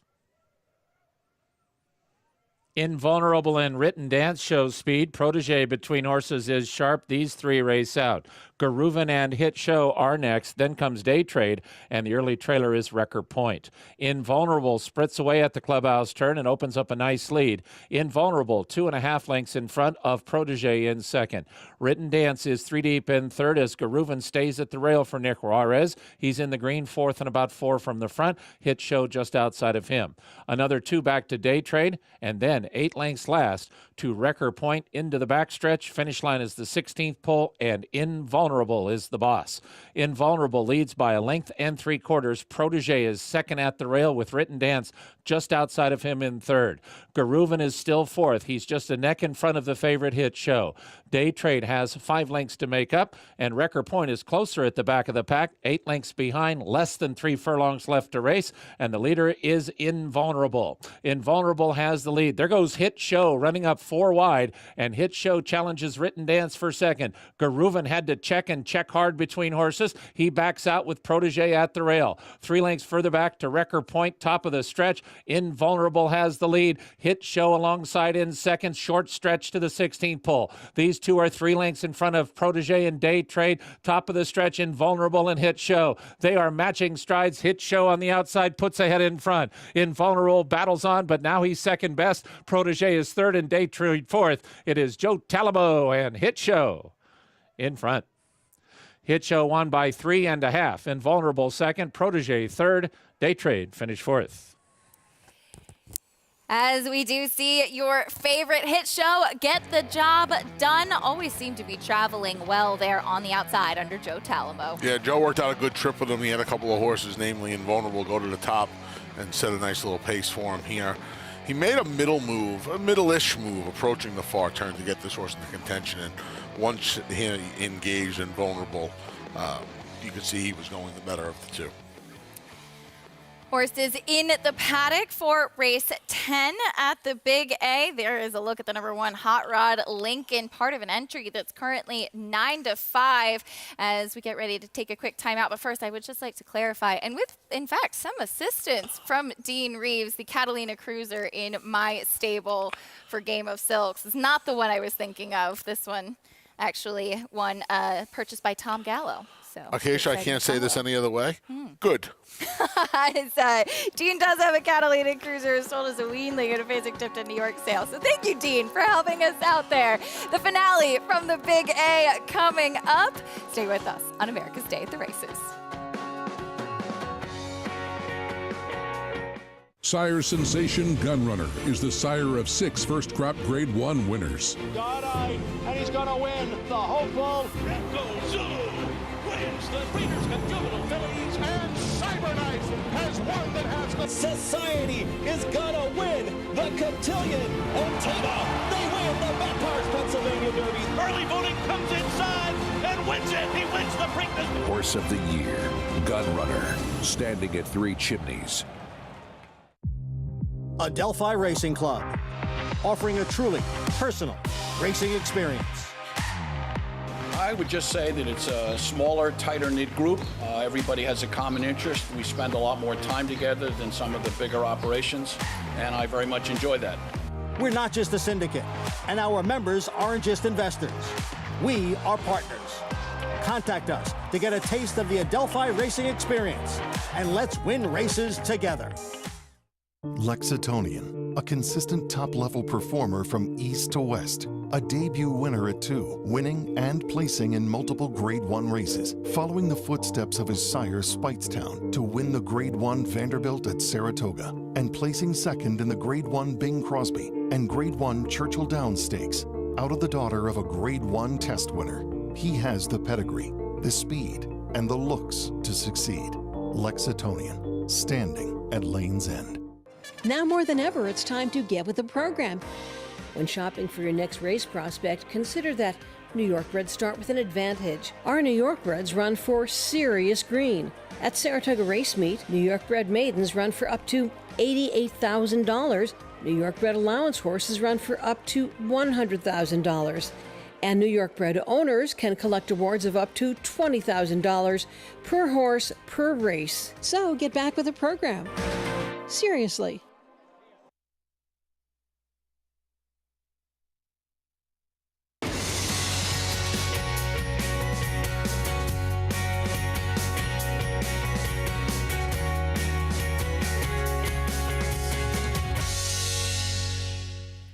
You're watching America's Day at the Races. So happy to have you with us. Our program brought to you by America's Best Racing. For the love of the race, visit americasbestracing.net today. If you're just tuning in on SNY, thank you so much for joining us. Acacia Clement and Anthony Stabile here with you as we're getting ready for the nightcap at the Big A coming up soon. And we've seen some great stakes action this afternoon, Anthony, and one more to wrap things up at the Big A. We will wrap it up with some more New York breds. They start with an advantage.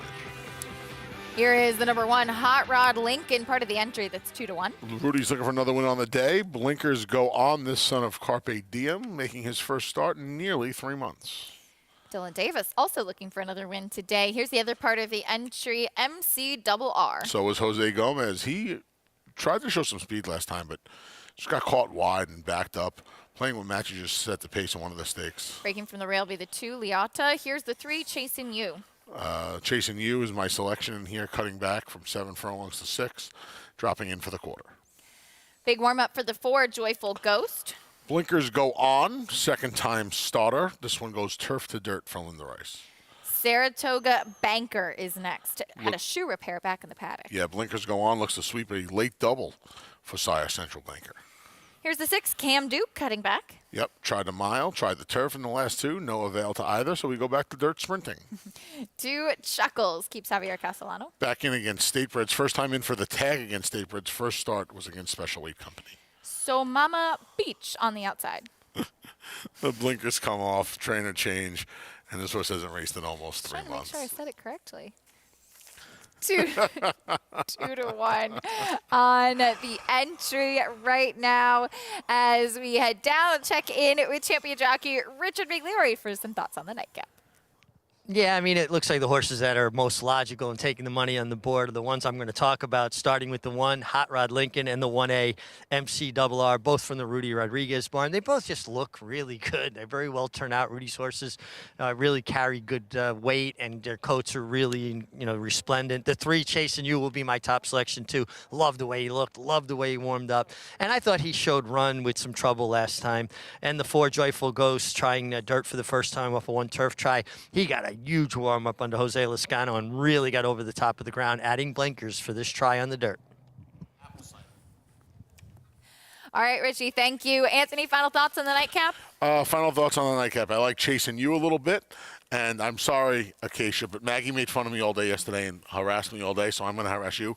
It's Liotta, after actor Ray Liotta from Goodfellas and Field of Dreams. Sorry. Okay. Thank you. I mean, really. Now, you not only do you not see movies, but we just botch late actors' names. That's fine. It's good. Wow. Somebody will. I'm taking it out on this. No, my mom made cookies for you today. Really. It's the nightcap at the Big A coming up. She really did. She did. Let's go to John and Brielle for the call.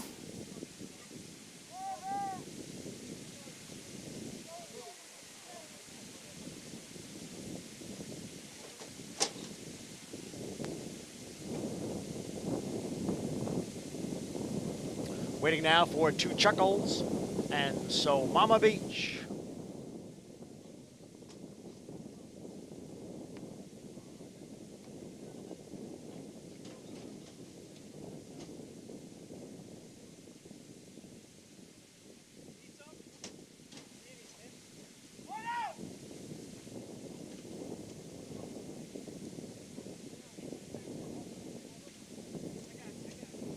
there in the gate. And they're off. Hesitant beginning for number 7, Two Chuckles, and he trails. Out for the lead is a Joyful Ghost, and in between horses is MC Double R with, on the outside, that is Saratoga Banker. Saratoga Banker, along with MC Double R, and gaining ground now is Cam Duke from 3rd. Joyful Ghost is next in 4th, followed by Hot Rod Lincoln, who is moving up from 5th. And then we come back to Samama Beach, and right alongside is Chasing You. Down at the rail is Leota, and it is a huge break back to Two Chuckles, who trails the field in 9th, the quarter in the mud in 22 and 4/5 seconds. And up front, it is Saratoga Banker on the inside and Cam Duke on the outside. They come off the turn and enter the stretch. The half went in 47 and 1/5 seconds. And it is Saratoga Banker who has the lead, and the lead is now 4 lengths. Cam Duke is running in 2nd. Down at the rail is Chasing You, next in 3rd. At the 16th pole, it is all Saratoga Banker, who will win here, break his maiden by 5 lengths. Putting in a big late close was Two Chuckles, who photoed for 2nd with Chasing You. Shoe Repair back in the paddock. It didn't matter. Saratoga Banker found his friends today and got the win under Romero Mirage. The blinkers, a Shoe Repair, getting Romero in the boot. I'll tell you what, Acacia, Two Chuckles, the number 7, was back in Richmond Hill turning for home. That's the town next to us, for those of you not familiar with the borough of Queens. Look where this horse comes from. He's literally 20 lengths behind the winner turning for home. Flying. He gets beat maybe 5 lengths, and it took him about 12 jumps, and that's not even an exaggeration, to catch the winner on the gallop out. I don't know if he got 2nd. I think he got 2nd. What an effort. The winner, good job by Romero. He busted this thing open on the far turn and left it so that horses like Two Chuckles couldn't come with these furious late rallies to come and get him. Rounds out a late double for Central Banker. Central Banker had a good day, that's for sure. Saratoga Banker with the win. Of course, the winner of that New York Stallion Series race prior, General Banker, getting the big victory there. But it was Saratoga Banker, blinkers on in the nightcap. We may have to get the Run Happy photo camera out for this. Oh, that's close. Ooh, that's close. That's close. You see the mirror. So at a lot of tracks, the mirror is before the wire. Our mirror is right after that blue pole, which would help the cause, I think, of Two Chuckles, but I'm not sure. There it is. You see the blue pole. See the mirror is right next to it. Chasing You is on the inside. No doubt about the winner, the 5. The 3, Chasing You's on the inside. Wow, that's close. Ooh, very close. That's Number close. 7. They hung the 7 up. Two Chuckles got it with that big late run. 5-7-3-6 in race 10 at the Big A. Naked eye, Two Chuckles looked like he got there. Then when you slow it up like that, if you had that old 5-7, you were a little, you were shaking in your boots a little bit. Well, now you get to celebrate 13 to 1 shot, and this will make things interesting as far as the pick 6. Well, this pick 6 was a complete box of chalk for the first 3 legs, and then you got hit with, what do you think now at $23, somewhere around there, right? 21, I think, yeah. 21. The winner of the Stallion Series race was 23. General Banker was 23. And then you get Saratoga Banker. What was he on the board at? He was double digits as well, 13 to 1. 13 to 1. Yeah. So he opened at a $28 to $29 mutual. I don't know. Congratulations if you were Absolutely. If you were able to get home. Heading back over to Oaklawn Park, race 6 in the books. The gray hit show out of Actress. She won the Comely, the Black-Eyed Susan. He looks just like her as well. She's pretty gray. 5 and change, getting the job done as the favorite. Look at that trifecta. Those are the 3 favorites by a long way. That triple for $2 paid over $57. Yeah, there's some value nice. down at Oaklawn Park. There really is. It'll be time for some stake section next at Oaklawn Park, but back over at Aqueduct, the number 5, Saratoga Banker goes into the winner's circle. Big smiles from jockey Romero Mirage, and I know he said it was very special being back riding here in New York. Feels like home, and he picks up another winner. Giving him the slip, as Tom Durkin would say. This horse was long gone at the 3/16 pole and able to just pad on to the lead before Two Chuckles, who's not even in your screen right now. There he is. Comes with a furious blue rally cap down on the center. outside. Yeah. Lucky this wasn't 6.5 furlongs. I know. 6.5 furlongs. Two Chuckles wins by 3. Wow. Big performance from that runner-up. But Saratoga Banker 28-20 for the win, and Two Chuckles chasing you tight in that photo for second. Saratoga Banker with Romero Mirage, and you see it right there. The pick 6 pays just over $15,000. Big congratulations and well done if you had it. 533,000 was in the pool, I believe, total, with that including that carryover. So almost a $500,000 bet in. Good job, folks. And there you go. 3 chalks, 3 horses that were 10-1 or more. No, 9-1 really, to wrap things up. Congratulations, and thanks as well to all that played with that nice 2-day carryover. As mentioned, stakes action time at Oaklawn Park in the 7th. It's the Poinsettia, as we have 3-year-olds and up sprinting on the main track, the fillies and mares. Taking a look at the field right now, Caribbean Caper tried the boys last time out on Thanksgiving Day at the fairgrounds, finishing 4th. She is back in against fillies. She's a graded stakes winner for Al Stall. Tell you what, with her pedigree, she wouldn't have minded running on this track behind us at Aqueduct today with all the moisture in that. You know, Al's had a tough time getting her back to the races. I know he tried to get her back in the springtime in one of those Churchill Downs Stakes races. She wound up having to scratch. It took him another couple of months to get her to the starter. That was at Colonial. She didn't run that well. Those were 7/8 off the bench. And it was a long layoff. It was almost a year, 10.5 months. And then she came back against the boys. She ran okay last time. I have a strong opinion in this race. Probably my strongest of them. Hey, happy holidays, everybody. Well, Mitch Levitas, our director, told me that was a poinsettia. That's not a poinsettia. Be a great name for a horse. That's a wreath. This has been an unbelievably stunning day on America's Day of the Races. Wreaths and flags. That's be a good name for a horse. Wreaths and flags. There you go. Maybe we can name one of these $3 million horses that Keisha's going to get in Game of Silks. Wreaths and flags. Maybe we can do that. Why don't we do that? There is Caribbean Caper.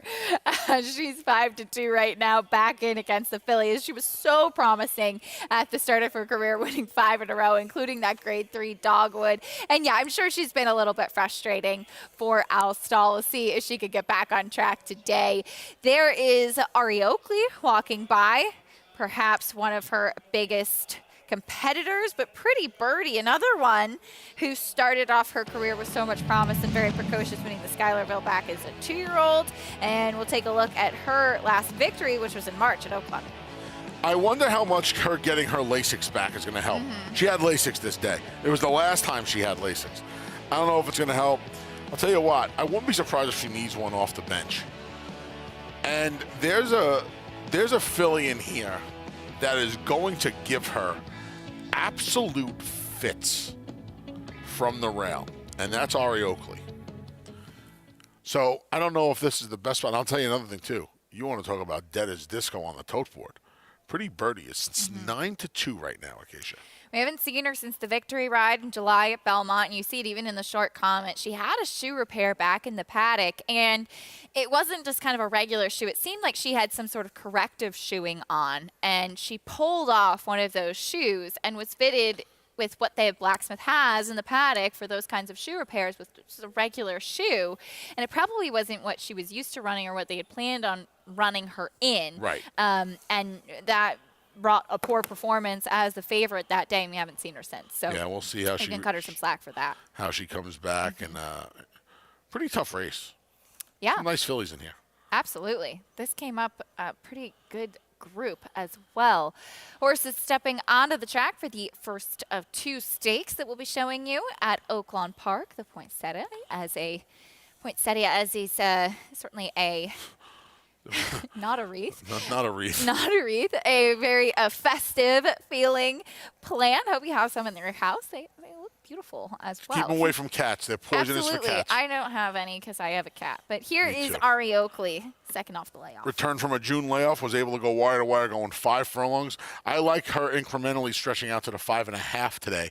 I like this filly an awful lot. We'll talk about her more in a minute. She's in good form coming in off of a win last time out. Here is Caribbean Caper. Can she get back on track? She needs to get back on track. She'll need to improve off of her last 2 efforts, I think, if she's to take part in here. That's a short price for her at 2-1. Here is Novel Squall. Returns after trying Grade 3 company back in May for John Ortiz. Ran against Sconson, Joyful Cadence, a little Tootsie, a little bit of a class drop in here. Yeah, she's definitely faced some nice fillies recently. Here's Red Hot Mess. Great name. I think her chances are they'll be a little up against it in here. This is a tough bunch. Quick Money coming in off a turf win. Yep. Her maiden win came at Churchill Downs against claiming horses on the dirt. Next will be the number 6, Sarah Harper for Ron McQuett. Yeah, she's okay. She was cut out to be a nice filly. She's won 3 of 9, including 1 over the local course. She has a lot of early speed to bring to the party as well. And here is Pretty Birdie, first start since that victory ride. Yeah, which Pretty Birdie shows up? If the good one shows up, she'll be right there. If the one that does not perform that well doesn't, it'll be a long afternoon. I'm the Boss of Me is second off the bench. Another great name, 4-time winner. 2 of them came at Oak Lawn. She prepped at Delaware Park for this, and she won in gate-to-wire fashion. Hard to see her on the lead in here. That's the field for the Poinsettia Stakes as we head down to Paula Duca. Polly, can Caribbean Caper get back on track today and go back to some of those big wins that she had? Yeah, that's the question, right? I know Al Stahl, obviously from talking to him at Churchill, that he's always been in love with his horse Caribbean Caper, a filly by Speightstown. She won her first 5. She went to Colonial, and she just didn't break well. Was flat-footed that day, and she lost her punch. And then she came off a pretty good layoff, and she was not the favorite that day. She ran against Surveillance in the Thanksgiving at Fairgrounds. What you do like about Caribbean Caper, she had won at Fairgrounds, Keeneland, Ellis, and Churchill Downs. She had won at 4 different racetracks, so she obviously has some quality. And right now she is 5-2. Now the 3-horse to me, Novel Squall, this is probably the filly that I like. 5 wins in 15 starts. 2 of them are here at Oaklawn. And in the dynamics of this race, there does look like there is some pace in this race. And this horse last time off a long layoff ran a good second-place finish from off the bench. The issue with Novel Squall, she's a filly that just does not like the gate. She usually breaks flat-footed or she gets left. That's why she usually is the kind of horse that just comes from way out of it. And the 7, Pretty Birdie, Anthony was talking about, she's kind of dead on the board. I was talking to Norm, most of the time at Churchill Downs and asking how she was doing. And, he wanted to give her some time. She had bled in her last start. She had a shoe repair. Nothing had gone bad. She stumbled at the break. And he said, we just need to hit the reset button, give her a little time. I had heard that she had been working very, very well. I'm just wondering if everybody out there thinks that she can't clear this field or maybe she's not good enough. But I think people might be mistaken a little bit here, Jonathan. Maybe Pretty Birdie's got a little bit of an outside shot, although Norm Cassidy, and he's won one race today, Jonathan. He's looking for his second. I'm going to go against Pretty Birdie. I'm going to use Novel Squall. What say you? Yeah, I'm going to go with Pretty Birdie. And it's funny, I kind of had that opinion prior to what you just shared with us about Norm letting you know that she bled last time. And we talk about bleeding. You got to Google it. It's more over my head. I'm not a vet, but it's pulmonary hemorrhaging. Lasix can help with that. I'll leave it at that. Now, she is getting Lasix getting Lasix. If you look at the last time she had Lasix, she ran one of her best races she's ever run. And then hearing that she bled last time, to me, I feel very confident that Lasix is going to help her. It's going to move her up, going to help us find some of those previous performances from Pretty Birdie. The other thing is that she's still 3. So what we saw from her early in her 3-year-old year and late in her 2-year-old year, on paper, there's an opportunity to have an improvement there because she's still young, still maturing, still turning into an older horse. When you look at a horse like the 2, Caribbean Caper, we know who she is. She's had that big performances at 3. She has not won at 4. And frankly, she hasn't been as good as she was at 3. We kind of know who she is. And at a short price, I'd rather kind of bet Pretty Birdie to run better getting the Lasix here today. I'll go with the 7, Pretty Birdie, and hoping she'll run better with this outside draw. All right, Jonathan, thank you. 9-2 on Pretty Birdie, who does get the Lasix added back today. And just to add on to what Jonathan was saying, when you're an athlete, when you're competing at a high level, not to get too much into depth of it, Anthony, but it's typical that you will have some level of bleeding in your lungs. With horses, after a race, and especially if it's a poor performance, you have the opportunity to scope them, and it's on a scale of 1 to 5. And it's when it's a significant amount that you'll kind of take a step back. There can be training, there can be feed, there can be things that you do in the mornings to remedy that situation. And Lasix can help. It's an approved medication, again, in certain jurisdictions and certain types of races for horses that tend to be on the higher end of the scale. A better explanation. Good job. Yes. You know, it was more originally used more therapeutically, and you know, I remember the days where you literally had to qualify. A vet had to see you bleed. Like, you'd train a horse in the morning, the horse would bleed, and you would page a vet. And the vet would come, and you would show them, and then they would get approved for Lasix. Now, we didn't get Lasix in New York until 1995. Opening day of Belmont Park, 1995. I remember Gary Gullo won the first race in New York with a horse trained on Lasix at NYRA. A horse at Finger Lakes had won about a half hour earlier. Finger Lakes ran first.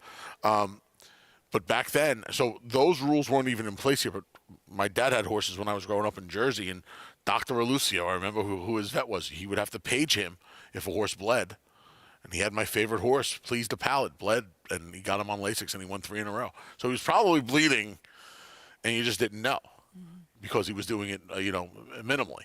And horsemen keep such careful watch on their horses and looking at them before and after each and every race. And Norm Cassie doing right by Pretty Birdie with that poor performance last time out. And again, with that shoe repair, and again, not just the shoe repair, but the corrective type of shoeing that she was wearing, the glue-on shoes in the paddock before that victory ride. So given some time, we'll get a chance to see what she has in store for us today.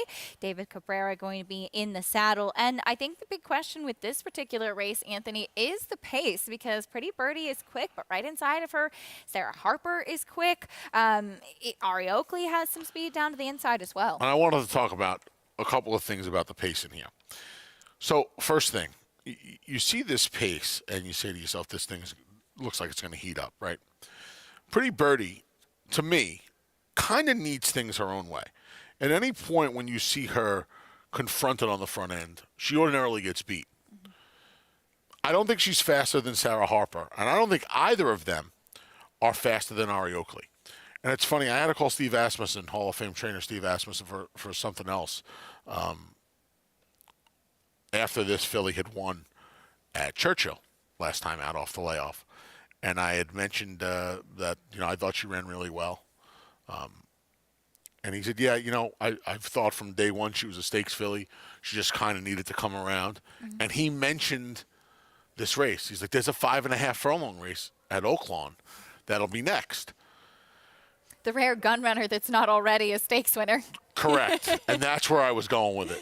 This one kind of took a little time to come around. It didn't really sound like it surprised Steve, though. But he said he gave it a summer off to try to let her get into herself and fill in a little bit. And she came back with a big effort. And he said to me, I wasn't even so worried that if she wouldn't have won the other day. I know she's a nice filly, so she's back in here. She's also won her pace duels. Anytime she's gotten herself into a little bit of a battle, she's come out on top. And with this other pace in here, I like betting the speed of the speed. I like horses that have some tenacity. I think she has one. I like her a lot in here today. Co-favorite now, both at 3-1, Ari Oakley and Caribbean Caper. It's time for the Poinsettia at Oaklawn Park. Fast main track we're dealing with here. Here's Vic Stauffer standing by with the call.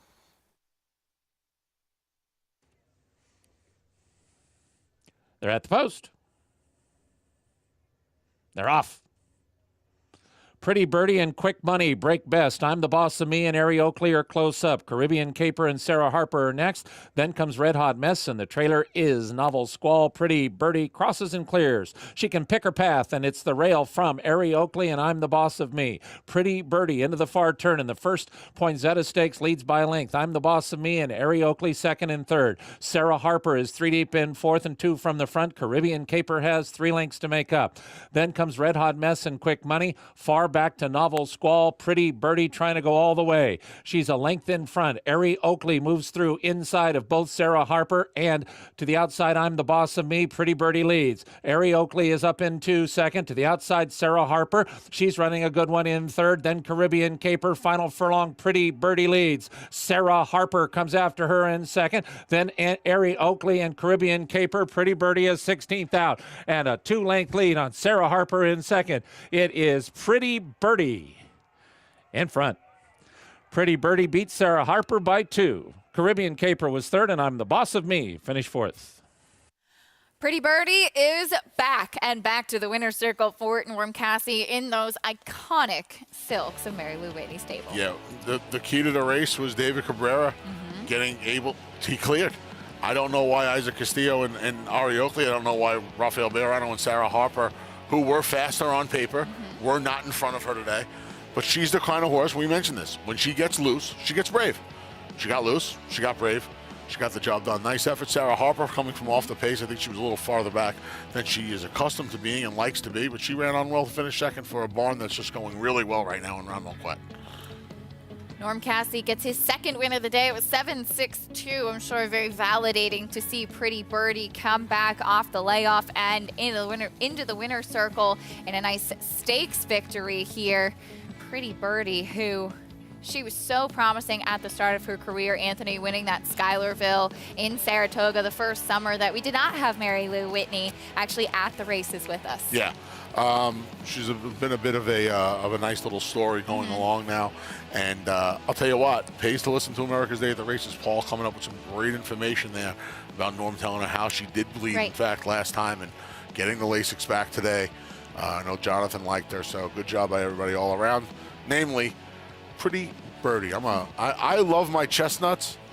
There's something about grays also. She really is. Yeah. Nice looking filly. Pretty Birdie filly by Birdsong gets the win. Pretty Birdie living up to her name. Coming back off the layoff and into the winner's circle. We'll bring you prices and reactions and a whole lot more after this on America's Day at the Races.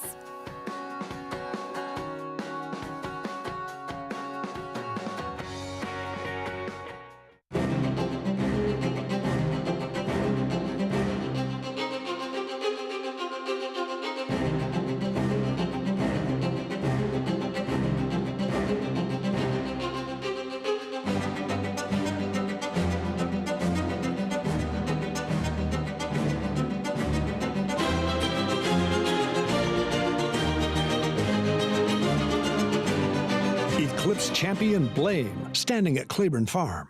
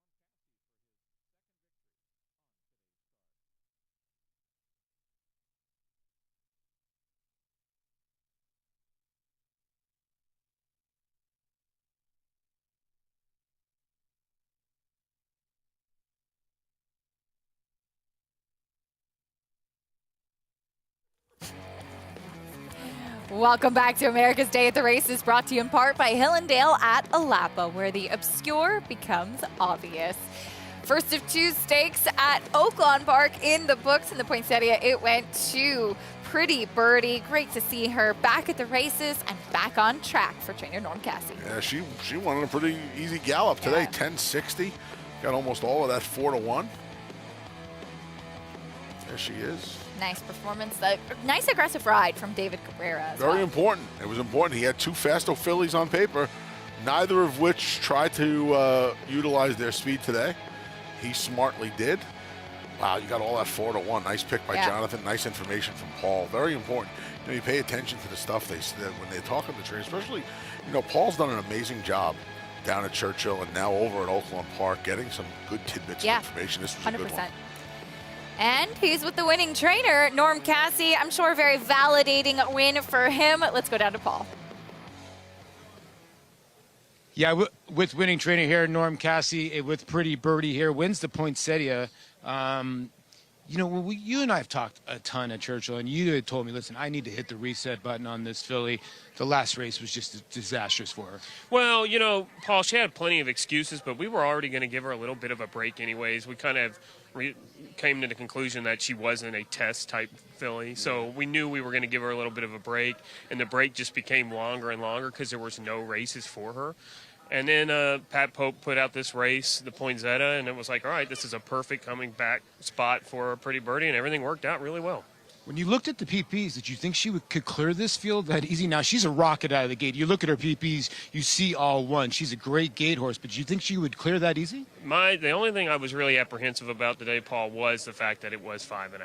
Because this filly, she's best when she clears. And going 5.5, I didn't think it was going to be as easy as if it was 3/4, obviously, or 7/8.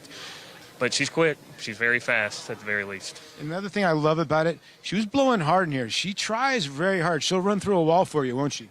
You know, the thing about it, too, is I don't think David realized, or maybe none of us have, he was hitting her down the lane and she was resenting it. I think she was kind of pulling herself up a little bit inside the 16th pole. That's just another thing we've learned about her. But this is a much more mature filly, and I think going forward, we're going to have a lot of fun with her.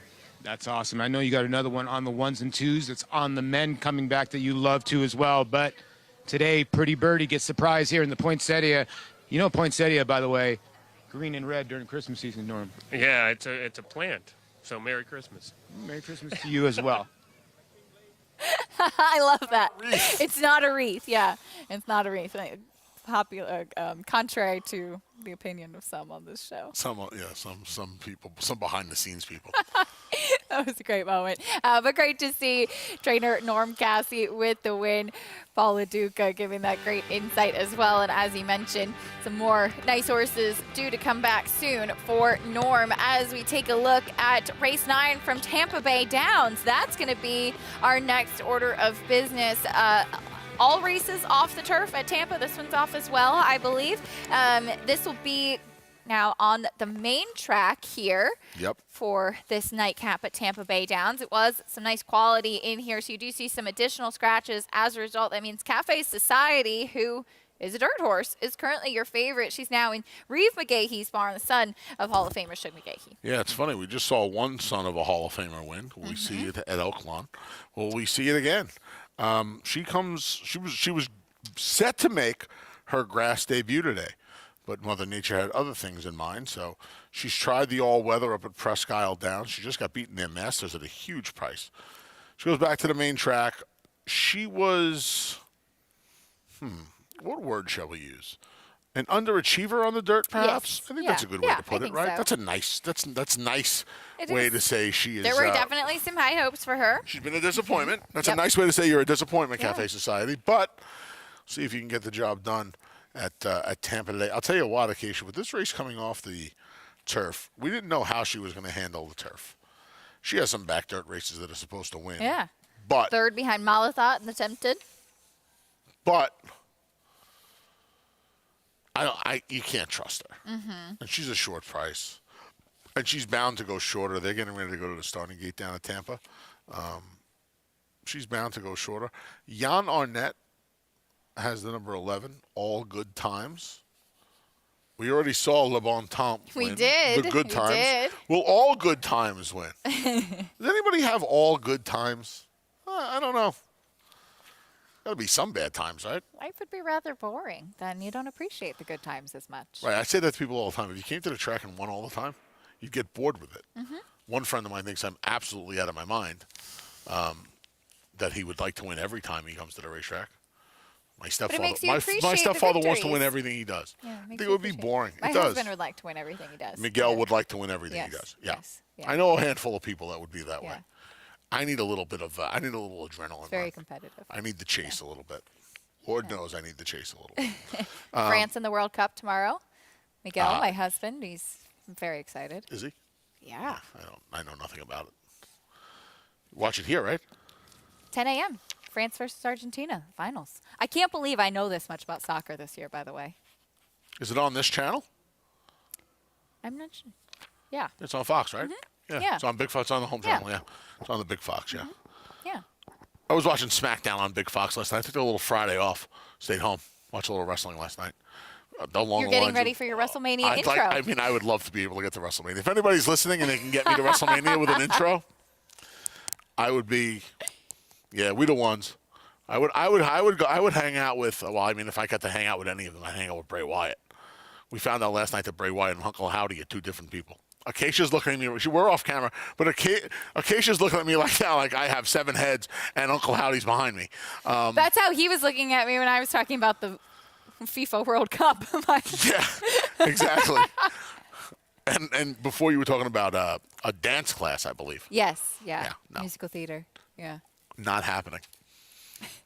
Not happening. On that note, You can join Naira Bets and play all of the action on our program and a whole lot more while earning up to a $200 deposit match bonus. Sign up using promo code MATCH200 and you could earn up to a $200 deposit match right after your first deposit. Bet any track, anywhere, anytime. Don't forget to join now at NairaBets.com to earn your $200 deposit match. There is a wreath that our director, Mitchell Vitus, told me was a poinsettia. We now know. Unbelievable. Well, it's too dark for a flag shot, so we had to go to the wreath. See a nice little crowd on track at Tampa Bay Downs. I'm excited. Coming up in January, February, March, I'll be live there on some of the big days at Tampa Bay Downs. There it is. There it is. You'll be seeing that. You'll be at Oakland, right? I'll be at Tampa. Yeah, look at I'm excited. I'm really looking forward to it. Getting to cover some of the big days for America's Day at the Races. The flag is still. The flag is not unfurled, so the wind is not really playing that much of a role down at Oaklawn Park today. Yeah, but you need to see it to believe it, right? That's some good information. Yeah. This race at Tampa Bay Downs, race 9, coming up at 9 to 5 on Cafe Society. It is off the turf. She is a dirt horse. She has some back dirt numbers. Anthony, with this race coming off the turf, does it kind of change how you approach it? You do have a couple of horses who are ones that have some good races on the main track to go off of. Yeah, I wouldn't. The horse that I wound up picking, the number 11, all good times was main track only, so I wouldn't have been able. I wouldn't have been able to pick him, her rather. Yeah, you have to change it up a little bit. I try to keep it simple. This game is tough enough, so I will try to keep it simple. I'll look for the main track. I'll always try to make a case for the main track onlys because more often than not they are dirt horses running against turf horses. Now in Cafe Society's case, it's the exact opposite. She was entered for the turf. She's never run on the turf. Both of her career wins have come on the dirt. I just don't think she's trustworthy, number one, and number two, she's too short of a price for me to find out. 2 to 1 right now in Cafe Society as they load in for race 9 off the turf at Tampa Bay Downs. We'll now be going 1 mile and 40 yards in race number 9. Let's send it up to track announcer Jason Beam for race 9 at Tampa. Including that special Thursday card and racing on Christmas Eve as well next Saturday. Village Queen, Scott Spieth to the outside draw. Comes up. And in. They're in the gate. And the race is on. Bit of a slow start there for Charge Account from post 13. Good start for Bayou Wind, who goes out for the early advantage. Miss Michaela going to try to go with that one, and those two speed away into that first turn. Southern Smile in the orange colors, just in behind them in third. Trying to work over from the outside is Village Queen in fourth. Then comes Cafe Society in the green colors, down toward the inside fifth. Right to that one's outside is All Good Times in the red. It's two more then back to Tap Dance Fever, and a break of three more back to the slow starting Charge Account, who's eighth and last at about 9 or 10 off the lead up front. As Bayou Wind takes them out of the back stretch after an opening quarter in 23 and 4. Some pressure now from Miss Michaela, who comes right up alongside, and those two a length and a half in front of Village Queen out wide in that second flight. Cafe Society creeps a little bit closer. Here's Tap Dance Fever starting a bit backstretch move. Here's Tap Dance Fever all the way up, was about 6th or 7th early on, now up to challenge for third. Southern Smile starts to back up in the orange colors, then comes All Good Times, and Charge Account still trails. But just 8.5 or 9 front to back now, 47 and 2. It's been an honest pace up front here for Bayou Wind. Miss Michaela, they go to the far turn, just a neck separating them. Tap Dance Fever, Cafe Society are right together, third and fourth. Village Queen continues out 3 deep in fifth, now joining that lineup in behind as they wind around the far turn. Miss Michaela, Bayou Wind, Tap Dance Fever crying out for room, as is Cafe Society. Up on the outside, Village Queen starting to launch, might get the jump on those ones as they turn to the top of the stretch. Village Queen, Miss Michaela, room now for Cafe Society, room for Tap Dance Fever down toward the inside. Here's Tap Dance Fever, Cafe Society, those two, they got through and they're 1-2 now. Village Queen on their outside, late run from Charge Account, 16th pole, Tap Dance Fever in front, Cafe Society trying to get to her. Tap Dance Fever and Jose Ferrer got through to win it. Cafe Society was second, Village Queen third. All Good Times finished fourth. Fifth, I think, was Charge Account in a photo there with Miss Michaela.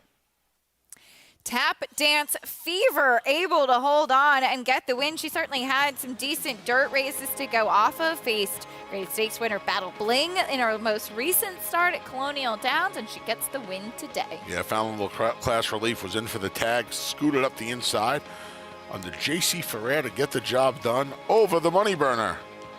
The underachiever, I'm sorry, I don't want to offend her, Cafe Society. She's been a little bit tough to trust, and will pick up another second place finish today as it's time to say farewell to the evening to you. Always a lot of fun, my friend. I'll see you. I'll see you soon. Yeah. Next time I see you, it'll be a little warmer, I guess. Yes, indeed. All right. Absolutely. Happy holidays. Have a good winter. Yes, Merry Christmas, Happy New Year. Enjoy we'll the see you soon. cookies from Mama Courtney. I will enjoy the cookies. I hope you get a nice poinsettia wreath for Christmas. I will. I hope so, too. We turn our attention back over to Oaklawn Park, and there's a face that we know quite well. Barber Road ran in the Kentucky Derby and the Belmont Stakes, making his first start since that Belmont in June. We'll see what he can do today. More on his chances after this on America's Day at the Races.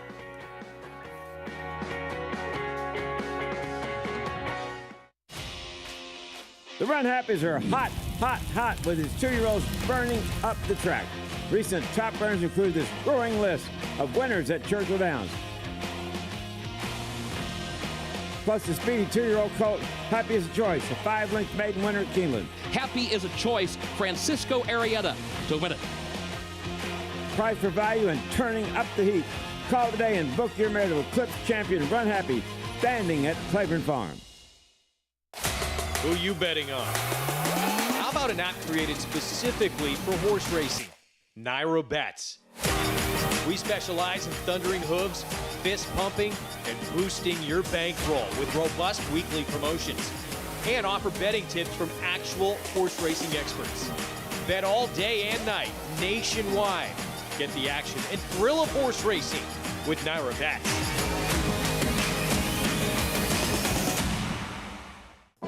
Tampa Bay Downs has a rich thoroughbred horse racing history in Florida dating back to 1926. Celebrities such as Babe Ruth, Jack Dempsey, and John Ringling all attended opening day. In 1981, Hall of Fame jockey Julie Crone won her first career race here, and in 2007 we saw Street Sense win the Tampa Bay Derby and go on later that year to win the Kentucky Derby. Featuring full fields, great turf racing, and a 15% takeout on our Pick 5, Tampa Bay Downs has live racing every Wednesday, Friday, and Saturday. Racetrack Television Network brings you every race, from every track, on every screen, every day. With monthly packages starting as low as $5, RTN gives you great value and access to more live HD streaming and race replays than anyone. Visit RTN.tv today to sign up and watch on almost any device, including Roku and Amazon Fire. RTN has packages that start at $5 per month.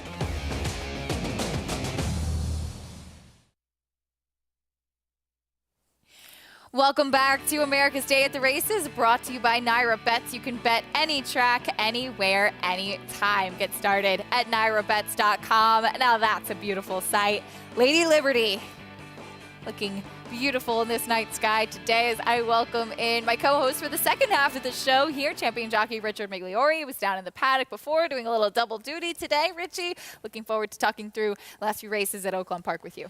Yeah, absolutely. A little bit warmer up here on the desk, and always great to be here with you. And every time I see the Statue of Liberty, I think back when I was a young kid going there with my grandparents, and then hearing the stories how they came through Ellis Island to immigrate to our country. So just a wonderful sight to see there. Really beautiful. Mine as well.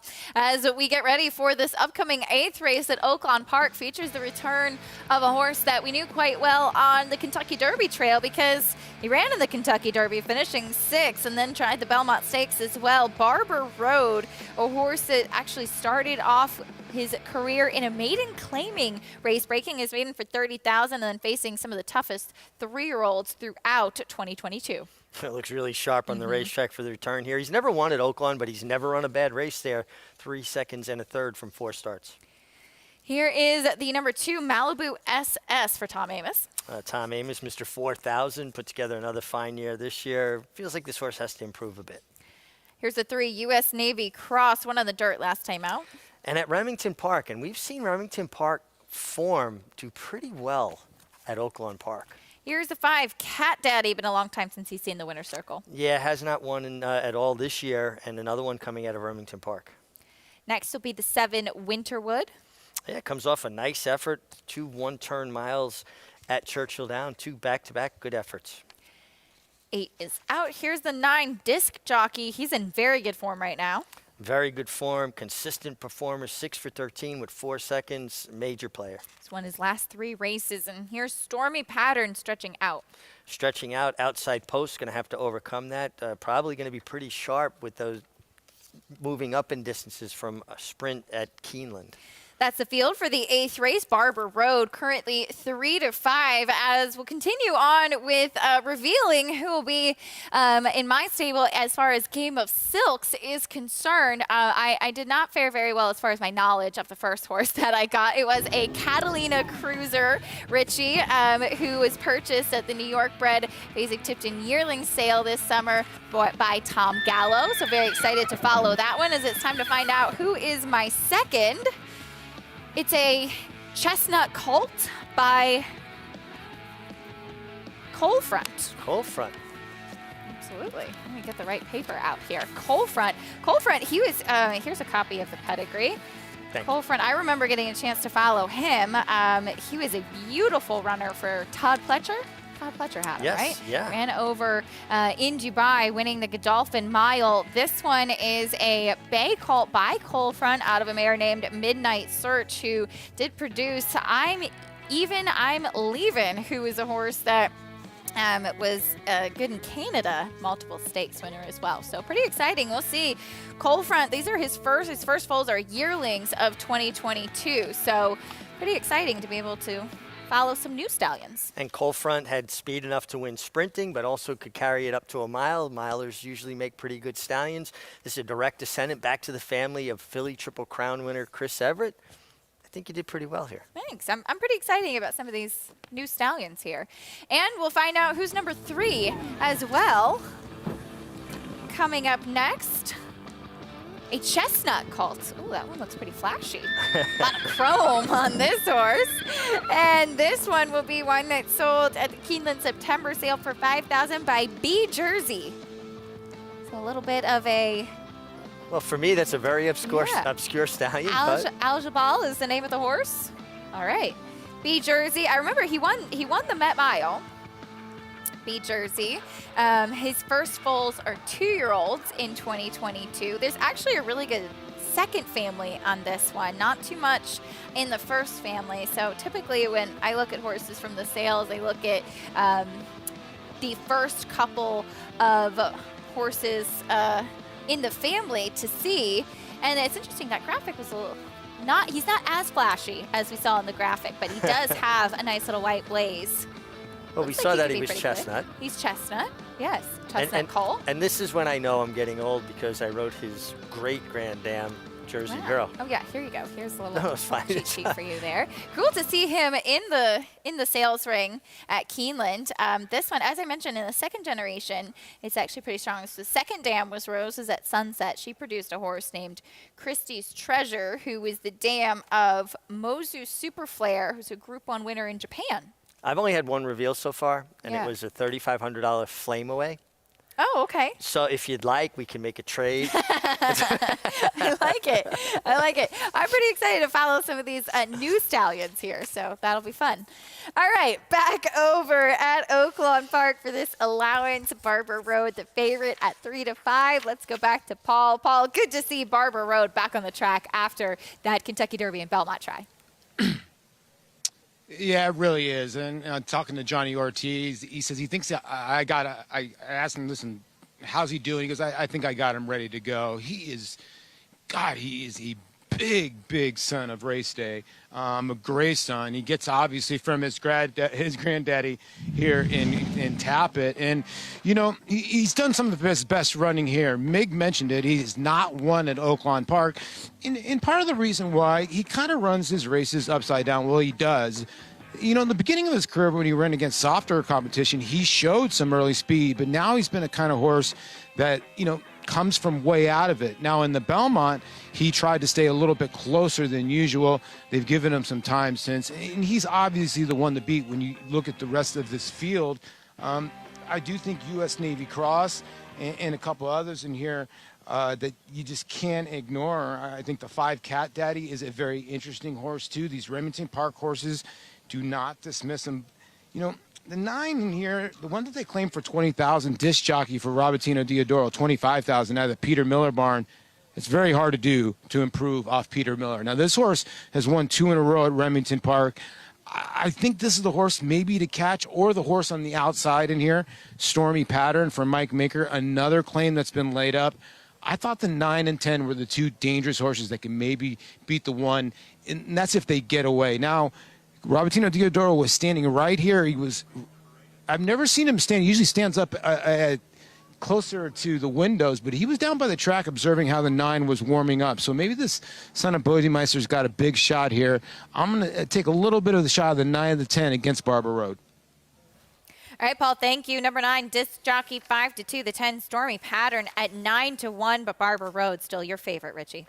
And I think people see the companies kept in Kentucky Derby, Arkansas Derby, Belmont on his form, and they're going to gravitate to horses like this because he's got those grade 1s that he's competed in.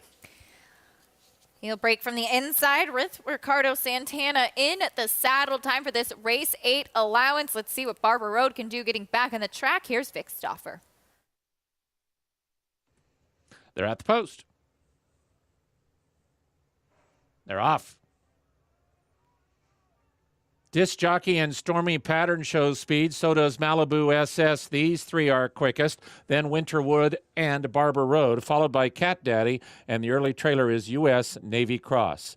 At the rail, Malibu SS, Disc Jockey between horses, and to the outside, Stormy Pattern, and Disc Jockey takes over the lead 3/4 of a length. Stormy Pattern goes after him as Malibu SS relents and takes back 3rd. 2 lengths to Winterwood in 4th, another 2 to Barber Road. He's 5th and about 5 from the front.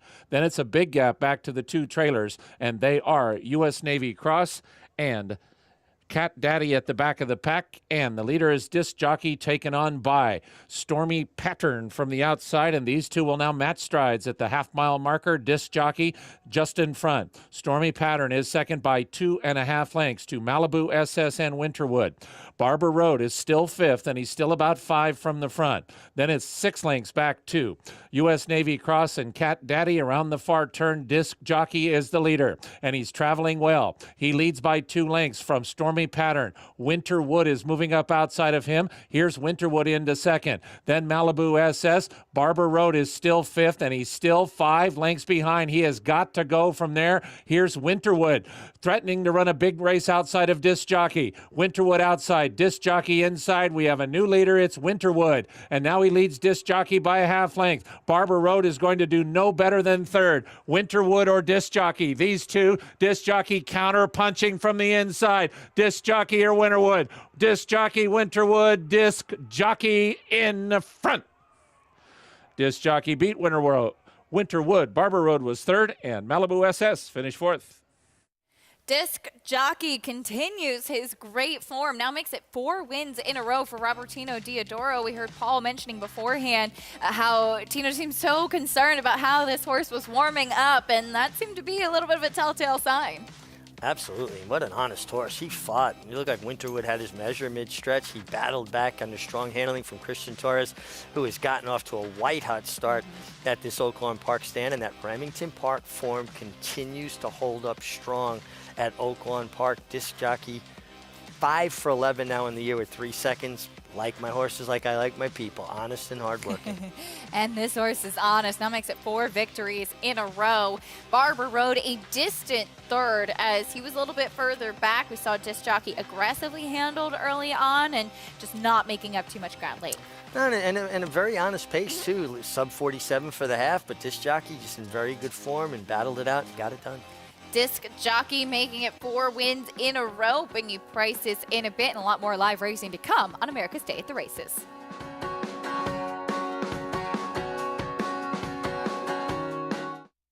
The sun shines bright on Caraconte. His first crops of racing age are showing brilliance on the racetrack with a high percentage of stakes winners. His versatility is evidenced by winners on all surfaces across the globe. And his offspring are lighting up the sales ring. With his biggest and best quality of books in the pipeline, the sun shines bright on this value sire. Caraconte, standing at Gainesway.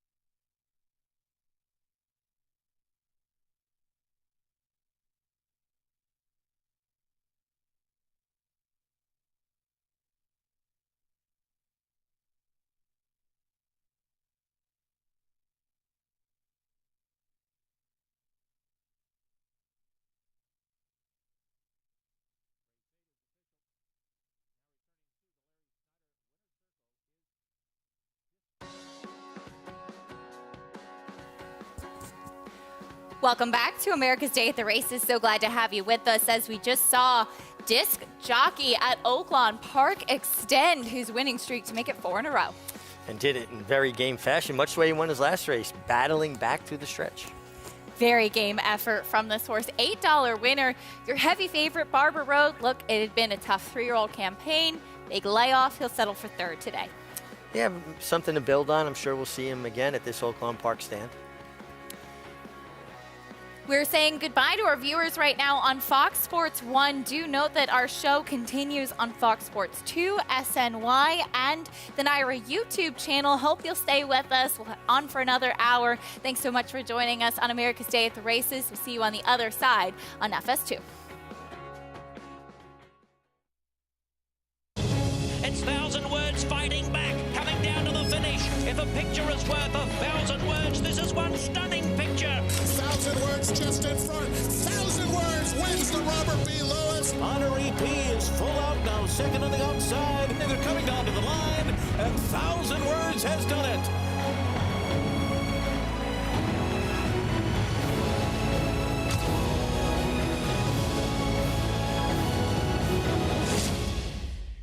It's America's original sport, and no one covers it better than America'sBestRacing.net. From the sport to the lifestyle, the best races, horses, and destination venues, cocktails, gambling, fashion, and more. America'sBestRacing.net is a sport for you. Live it, love it, bet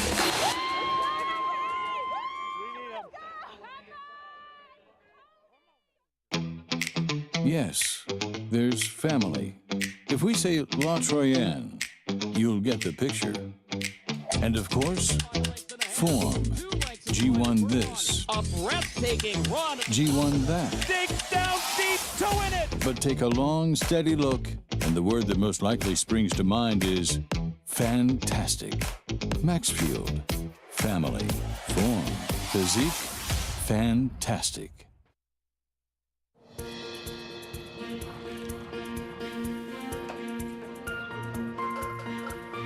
We take pride in what we do. I'm an assistant trainer. Carpenter. I'm a peace officer. I'm a jockey. I'm a gardener. I'm a groom. I love what I do. We are New York Racing. New York Racing helps support my small business. It's extremely important to the New York economy. This is like a big family. We are New York Horse Racing.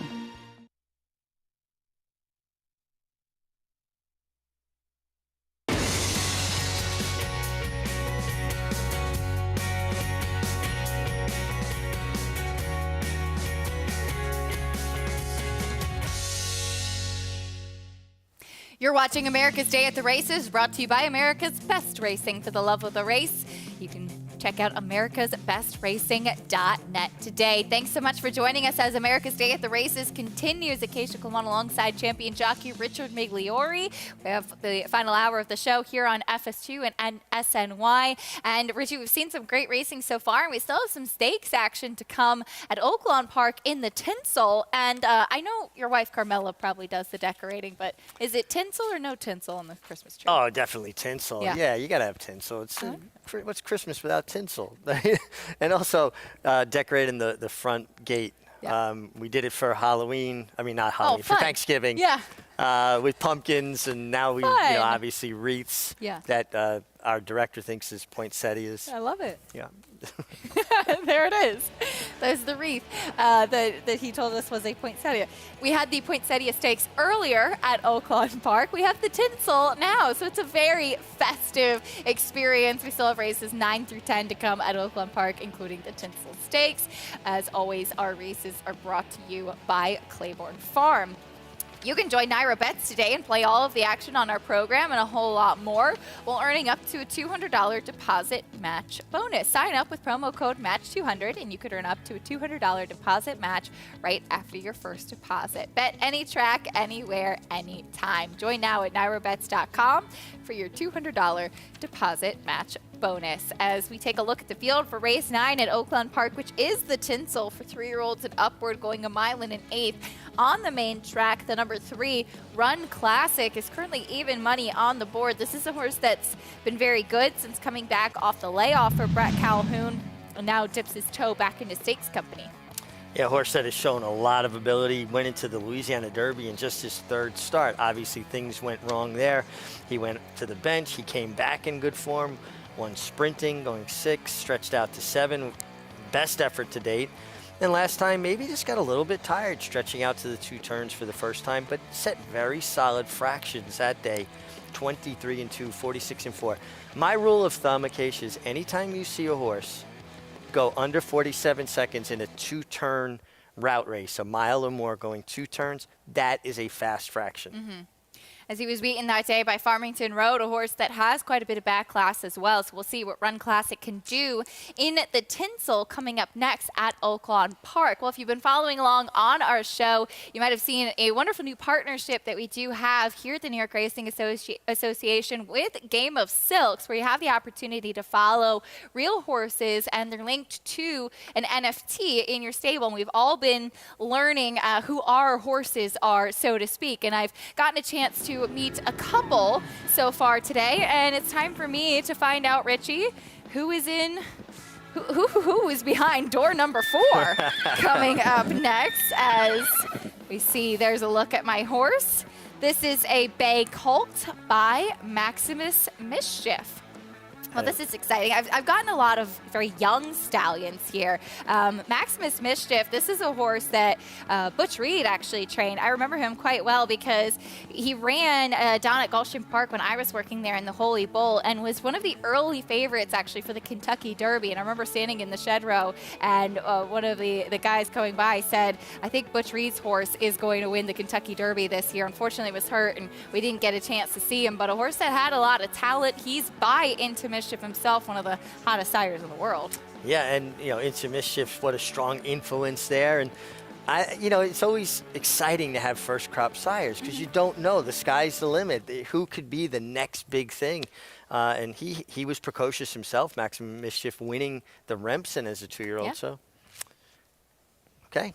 All right, we'll see. He was a $15,000 purchase in October, and the Dam Suprema, who was a winner, she is the sister to King Kranz, who we saw quite a bit on the New York circuit as well. Yeah, won stakes here in New York as well, and I still have a Flame Away I'm looking to trade. All right. Well, we'll see. Pretty exciting. And it's like Christmas. I keep getting horses. This is great. It's like my real life. We'll find out number 5 coming up next. The van is pulling up. I love these graphics, too. This is cool. Another new stallion, a bay colt. We'll get a chance to see the pedigree. Easy Roll is the horse's name by Enticed. Enticed, a horse that won the Kentucky Jockey Club, the Gotham, a second in the Wood Memorial, and the Champagne. This is a horse I remember Kieran McLaughlin trained, and he was one, I think it was, what was the other horse Kieran had at that time? Avery Island? It was, I think those were the two. And one was more beautiful than the next. And Tice was absolutely a gorgeous, gorgeous son of Medaglia d'Oro, which is not too surprising given that pedigree. But this is the first foal out of an unplaced dam. The dam is sister to a stakes place horse. And so we'll see what happens. And a New York bred to boot. Yeah, so, I like good that. Good chance we'll see him here. And Enticed out of that mare. It's Tricky, a graded stakes winner for Kieran McLaughlin as well for Godolphin. So you've got a well-bred New York bred. Indeed. I'm really excited it's a New York bred, too. Good chance we'll get a chance to see him here. That'll be fun. All right, for more information, as always, go ahead and check out silks.io. There's a lot of really interesting and wonderful things on the website, too. You can learn a little bit more about Game of Silks. We're really excited to be a part of it all and that exciting new partnership. It's really, really cool, so take a chance to check it out. And looking forward to following our horses on the track as well. Do you have any more reveals today? I do. I have 2 more, actually. So all of yours in one day? Yeah. I've got to wait till December 30th to get my second well, this one. is my last day in New York of the year, so. But the suspense is killing me. I know, you gotta wait. It's like waiting for Santa. I'm not patient.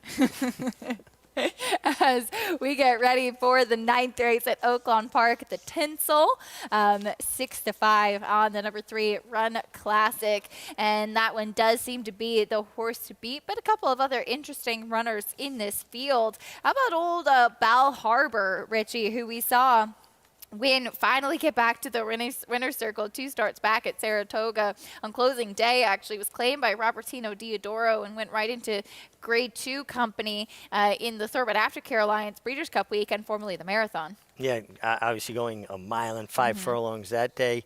He did win at this mile and 1/8 distance in his last win, but that was for claiming 50 in the slop. A hard-knocking performer, 7 years old now. I thought Last Samurai, obviously 5-2, was interesting. A tough performer and been keeping some very good company. Indeed, coming out of the Grade 1 Clark, in fact, Last Samurai is. We'll take a look, though, at the Oaklawn Handicap, which was earlier this year. This is actually his last win in April. He's since been moved to Dwayne Lucas's barn, but this is a horse he ran a 102 Beyer speed figure that day over a talented runner in Fearless. Well, and this came at Oaklawn Park at this distance. Looked like he was going to be just overwhelmed at one point, and then just kept finding and battled back. So he's very game. He should get some forward position. I do think Run Classic is probably the most naturally fast horse in the race, but Last Samurai is a bit more battle tested. I think that's the right way to put it. So we see Run Classic with Brett Calhoun standing there in the saddling stall, looking like he's trying to keep this son of Run Happy nice and settled in the paddock and getting ready to get riders up soon. You know, that's the one thing that I've noticed about the Run Happy Offspring is, you know, obviously his benchmark was his speed and his soundness, racing medication free, but he throws horses with good size and good scope. That yeah, this is a good-looking colt. He really is. That just look able to get more ground. There is Last Samurai, already a graded stakes winner. And I guess the question is, and again, since then he moved to Wayne Lucas's barn, and he's run some good races, but he really has never run anything close to that number that he ran in the Oaklawn handicap. And it did seem like he was in the right part of the track that day, and he got the right kind of trip that afternoon. The question is, can he repeat it? But doesn't it feel like his best races have come at Oaklawn? Like even last year, his form cycle coming into the Oaklawn Park meeting was good, but it got better when he got to Oaklawn. He won the Poinsettia, which we ran earlier on the card. You know, then he ran in the Razorback. He was decent in the Temperance Hill, going 1.5 miles to Lone Rock, who needs no introduction, and then that big win at Oaklawn, and now he's getting back to the place of his greatest triumph. There is a look at Bal Harbour, the 7-year-old. He was really hustled, showed a lot of speed on that wet track 2 starts back, and I do feel like the cutback in distance today should suit him, and a little bit of class relief as well. Yeah, I mean, this is a bit easier than what he faced last time, but, you know, he showed speed in Saratoga being hustled along, but he has route speed. Yes. Where I think they're just right to his inside. Run Classic is just naturally a faster horse. 5-1 on Bal Harbour. The number 7, King Fury, taking some attention as well. He's another one that's been facing some good company recently. Yeah, and a horse that every now and then jumps up with an effort that definitely catches your eye. Doesn't seem like he's in his best form off of his last 2, although, you know, last time at Keeneland, he ran right behind Last Samurai. 2 starts back in the Lucas Classic, finished 3rd behind that duel between Hot Rod Charlie and Rich Strike. Excuse me.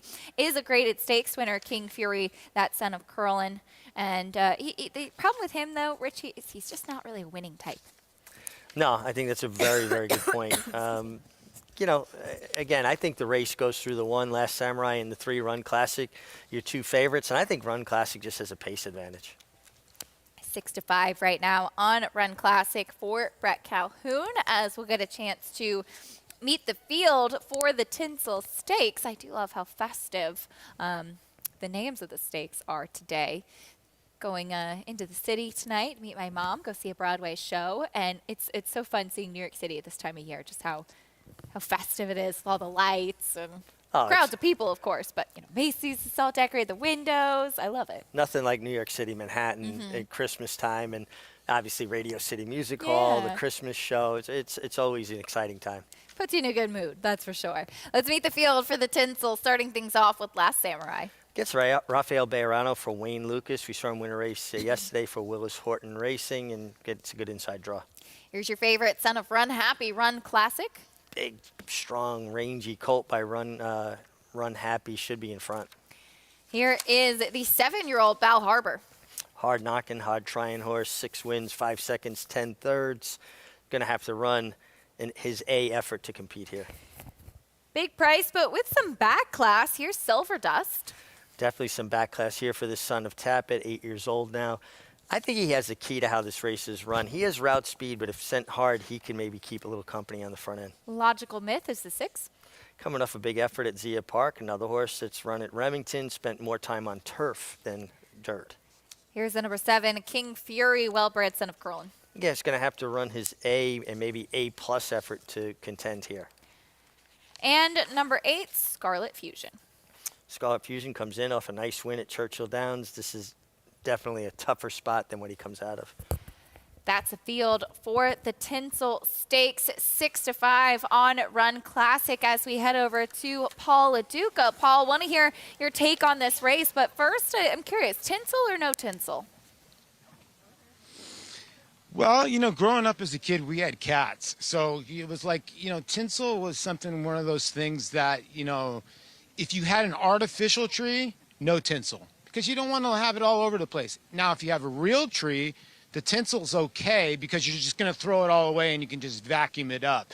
I'm usually one of those guys that likes to wrap the kind of tinsel that's together, but that's not really called tinsel. I believe so. And make sure that your ornaments are not too low to the ground because cats and dogs will start swatting them away. Okay, on to the tinsel stakes here. 3-year-olds and up, some colts going here. Let's start with the 3-Run Classic. Wow, this horse looked amazing on the racetrack for Brett Calhoun, son of Run Happy. And, you know, I look at that last race, and he got run down by Front Run the Fed. And he ran a good race the time before that. And I'm wondering, like, did he regress a tiny bit? But he was up on the pace, battling the most of the way in 23 and 2.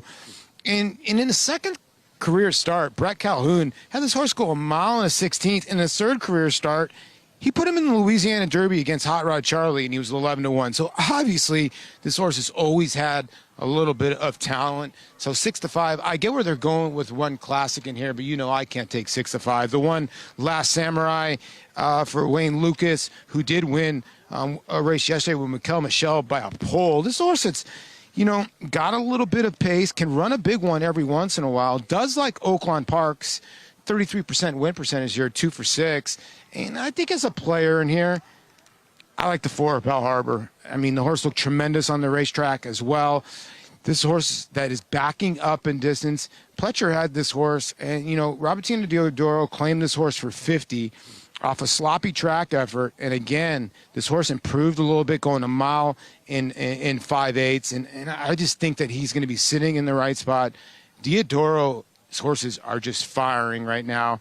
I think he's a good price here at 6-1. King Fury the 7, I also thought he looked tremendous. This is a very good group as in looks-wise. I thought the 7 looked tremendous. My worry with him is, you know, in case you kind of mentioned it, he just doesn't win. He has a lot to do, but I think he might win. He might run a big race in here, but I do think Run Classic is the horse to beat.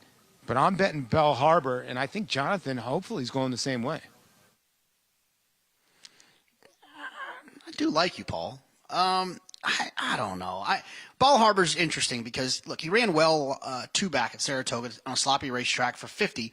Felt like kind of Todd was kind of giving up on him from a stake standpoint, or, you know, kind of a higher level type of horse.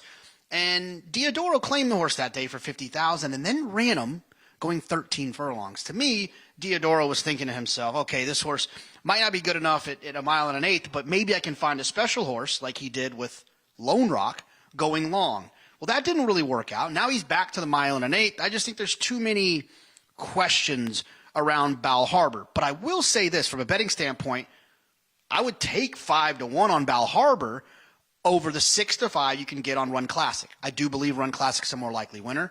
I do think Run Classic is a more talented racehorse, has more of a future, but at a short price, I'm not necessarily wanting to cut in line to bet Run Classic. I thought he got a great trip last time.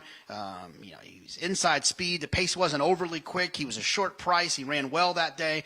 And then if you look at the race a couple of back, he ran a really fast speed figure that day. So like I said, I think Run Classic is the most likely winner, but I think Belle Harbor is at least an interesting play from a price standpoint. But I think most people have their opinions set. There's 0 minutes to post here. So, I mean, I am... Acacia's talking about this tinsel thing nonstop, and I got to be honest with you. I woke up the other night, and I had tinsel in my mouth. Like the dog brought tinsel and was on the couch, and then I don't understand the tinsel thing. It kind of looks messy to me. I should whisper because I think my fiance's host her. I don't really like tinsel that much. I don't quite get it, but hopefully she's not watching. Jonathan, I was going to ask what Giovannina had to say about that opinion on tinsel, but I love it. I think that's awesome. I won't tell her, I promise. My lips are sealed. He woke up with tinsel in his mouth. We blame Rigatoni, the dog, for that. That's yeah. very funny. So I agree with Paul, by the way, just to wrap things up.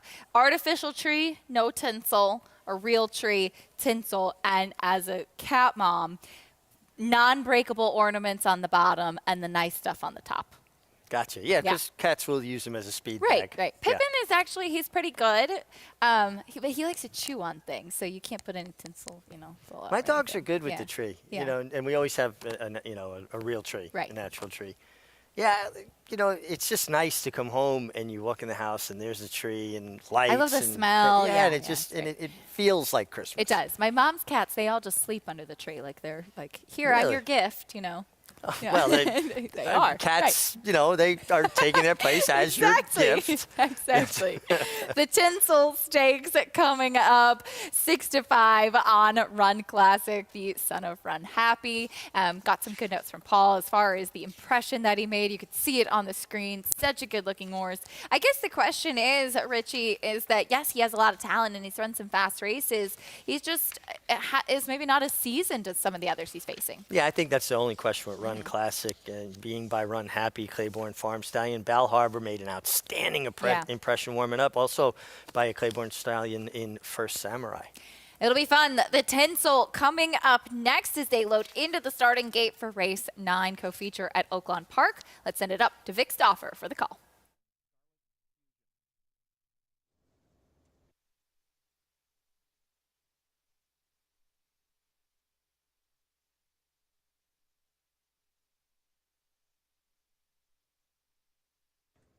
They're at the post.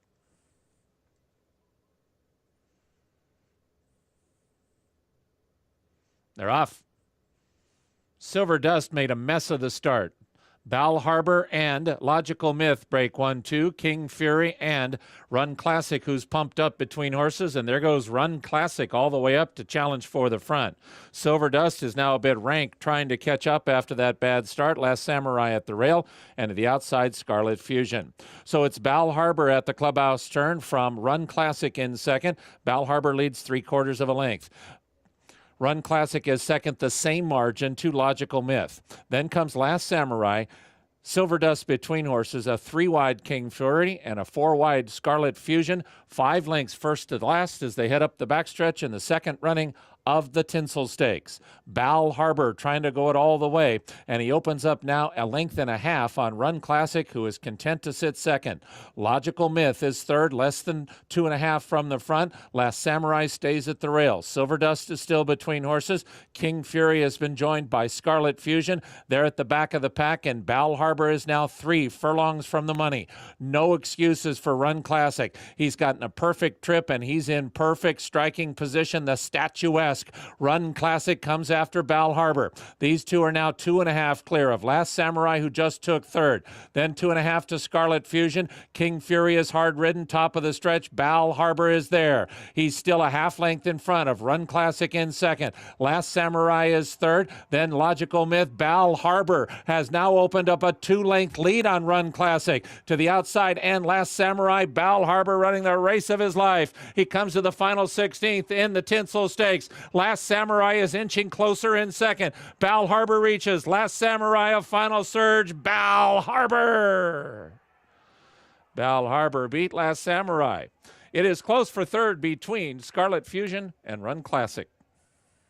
It was a thriller in the Tinsel Stakes. Bal Harbour, the 7-year-old, he was put on the front end, and he was incredibly game in here today. Richie, as Robertino Diodoro and Christian Torres team up for another one. Christian Torres just continues to impress. His aggressive style of riding, paying dividends at Oaklawn Park, getting his position going forward. He put Bal Harbour on the lead, and he just kept finding, fended off Run Classic, and then here comes Last Samurai out of a First Samurai mare, so Claiborne Farm's fingerprint all over these pedigrees, but Bal Harbour looked sensational in the warm-up. Great call by Paul to talk about this horse and how much he liked him, and Bal Harbour, gate to wire under a hustling and strong riding Christian Torres. Took a page out of Luis Saya's book as what he did with this horse 2 starts back when Robertino Diodoro picked him up at Saratoga, and he goes gate to wire once again in the Tinsel. By the way, Jonathan's fiance, not thrilled, and I don't blame her. She said she's going to get some more tinsel for him now, so Wow, she's coming for you, JK. Careful what you talk about. I'm on her side. I'm on her side. Growing up in Brooklyn one year, we had spaghetti on our tree, not tinsel. Wow. That's a whole nother story. I need to hear that one. Bal Harbour with his ears up, coming back to the winner's circle. Big performance from the son of First Samurai. And it did look like Run Classic was kind of in that perfect spot. Just the question that we brought up coming into this race, Richie, was he just did not have the foundation, the seasoning, the back class that some of his other competitors, like the top 2 finishers, did. Yeah, they definitely had more foundation or seasoning, if you will. But maybe Run Classic's more of a one-turn type of horse. We'll see what the future holds for him. But Bal Harbour, the 7-year-old, taking the Tinsel Stakes. Prices and reactions coming up after this on America's Day at the Races.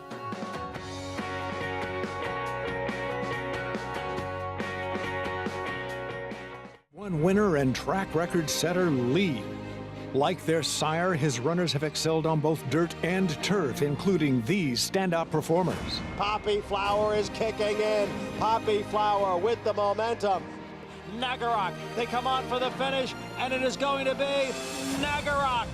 Out of a Galileo mare, this dual surface star has sired juvenile stakes winners on both dirt and turf. Lee, standing at Claiborne Farm.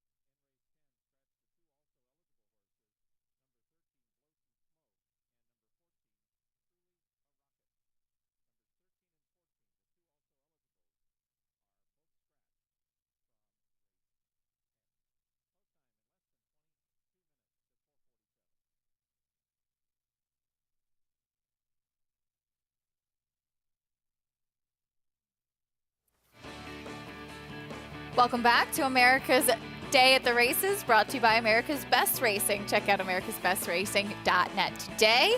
Getting ready for the Yule log. That's logs, though. That's not quite the Yule log. That's just like a nice roaring fire. There's nothing like having a fire at home. I love having the fireplace going. And my Sunday nights, get home from here, long drive, Yellowstone, and then Tulsa King. Wow. New one. Wow, all right. Into the winner's circle in the Tinsel Stakes went Bal Harbour.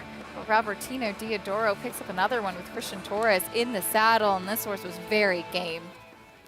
He was very game. He took the best shot from Run Classic, who started applying pressure going into the far turn, had every opportunity, but the more seasoned Bal Harbour, the 7-year-old son of First Samurai, kept digging in, and then he had to hold off this late blitz from Last Samurai, who again, I think once again showed that he has an affinity for Oaklawn Park. Another big effort for him. He really was reaching at the wire, just didn't get there. And Christian Torres did something very, very smart.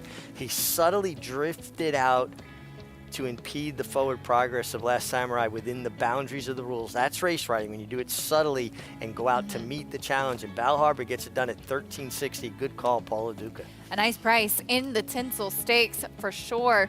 Race 9 official at Oaklawn Park. Get ready in a moment for race number 10 coming up.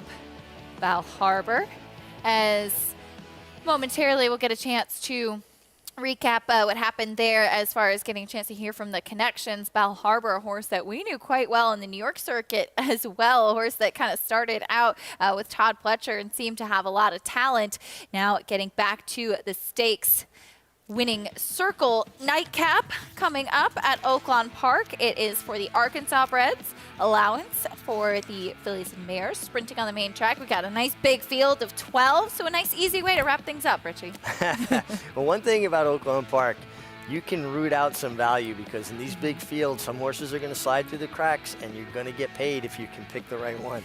6-5 on the morning line was the number 9, One Way or Another, who's currently 3-1 on the board. A really kind of tepid board right now with that horse at 3-1 and the outside runner at 9-2. So you can certainly understand there's a lot going on there in the nightcap at Oaklawn Park. More on that in a moment. But first, we here at the New York Racing Association and the industry as a whole lost one of our own, sadly. A longtime NYRA racetrack photographer, Bob Coglianese, just passed away. We're so sad to share an Eclipse Award winner and someone who really captured some of the greatest moments of this sport, Richie. He really did, and I've known Bob since I was 14 years old. I found the track photographer office after one of my horses that I galloped.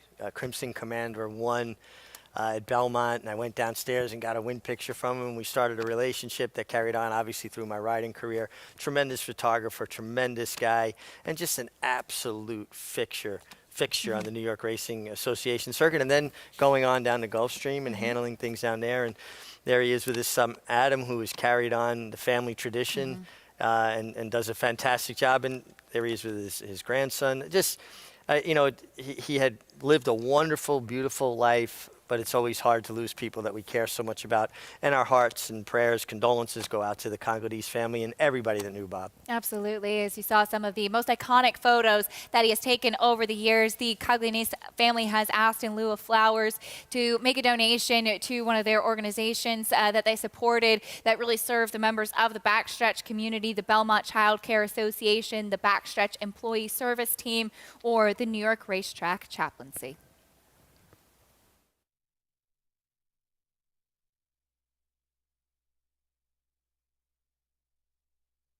It's a domineering display by the ultra-talented McKenzie. McKenzie in a dominant performance. 300 Honda, 300,000. 275, EDF 275,000. 75, but to get 75, 275,000. 250, I'm Ralph now, 250,000. Here, but to get $200,000.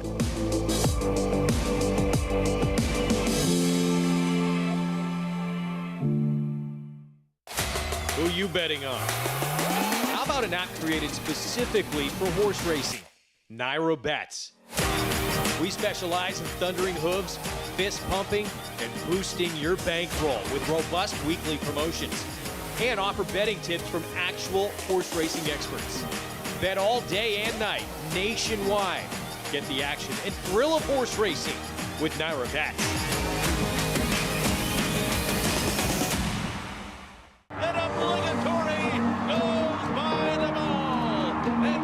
Here comes Malathaat. Here comes Clairiere on the outside. They're coming to the finish, and it's going to be Clairiere.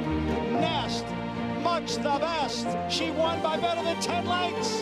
Cody's Wish on the outside. Cody's Wish with the upset in the Fargo. Malathaat grabs the lead in deep stretch, and Malathaat has won the Personal Ensign Stakes. Curling, the classic sire. How do you become the gold standard in racing partnerships? One partner, one horse, one victory at a time. Flight line, 20 lengths clear. Congratulations to all our partners who have made West Point the gold standard for the last 3 decades.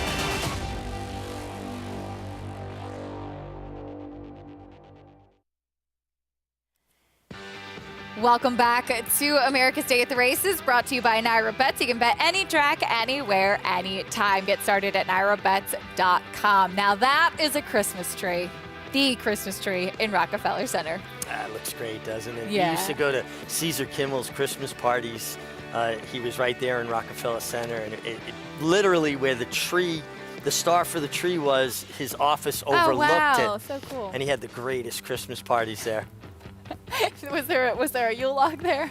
Well, there was a Yule log there. Those are Yule logs. Logs. I agree. Actually, one of my best friends got engaged in front of the Rockefeller Christmas tree, which Really? was really fun. Yeah. Did they go there to like go skating and then? So we told her that she was going ice skating, and we all knew, and we took like a group picture, and then said, "Oh, why don't you two do a picture?" And then he proposed. And the greatest thing is Wow. that all the people that were just there to see the tree were like so excited, and we're cheering them on. It was That's a cool. really, really fun. And moment. people say New Yorkers are Right. hardcore I and know. tough. Yeah. A bunch of softies. She was very disappointed we didn't actually go ice skating, though.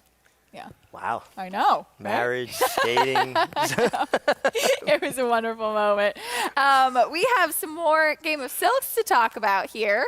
I still have 2 more draft picks here, so I'm pretty excited. I've gotten all freshman stallions so far. I got a feeling like a think every single blockbuster one's one coming right now. has been a stallion that hasn't had a runner yet, so I'm excited. Let's see. Oh, this one, I know this one. I get a Justify. That's exciting.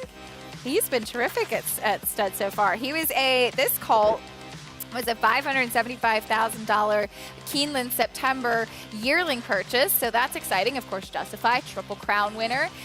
His runners have been very precocious on the track so far, so pretty exciting to see. Out of a mare who was by Tappet, so a lot of good breeding there. She is one who was a winner at 3 and 4.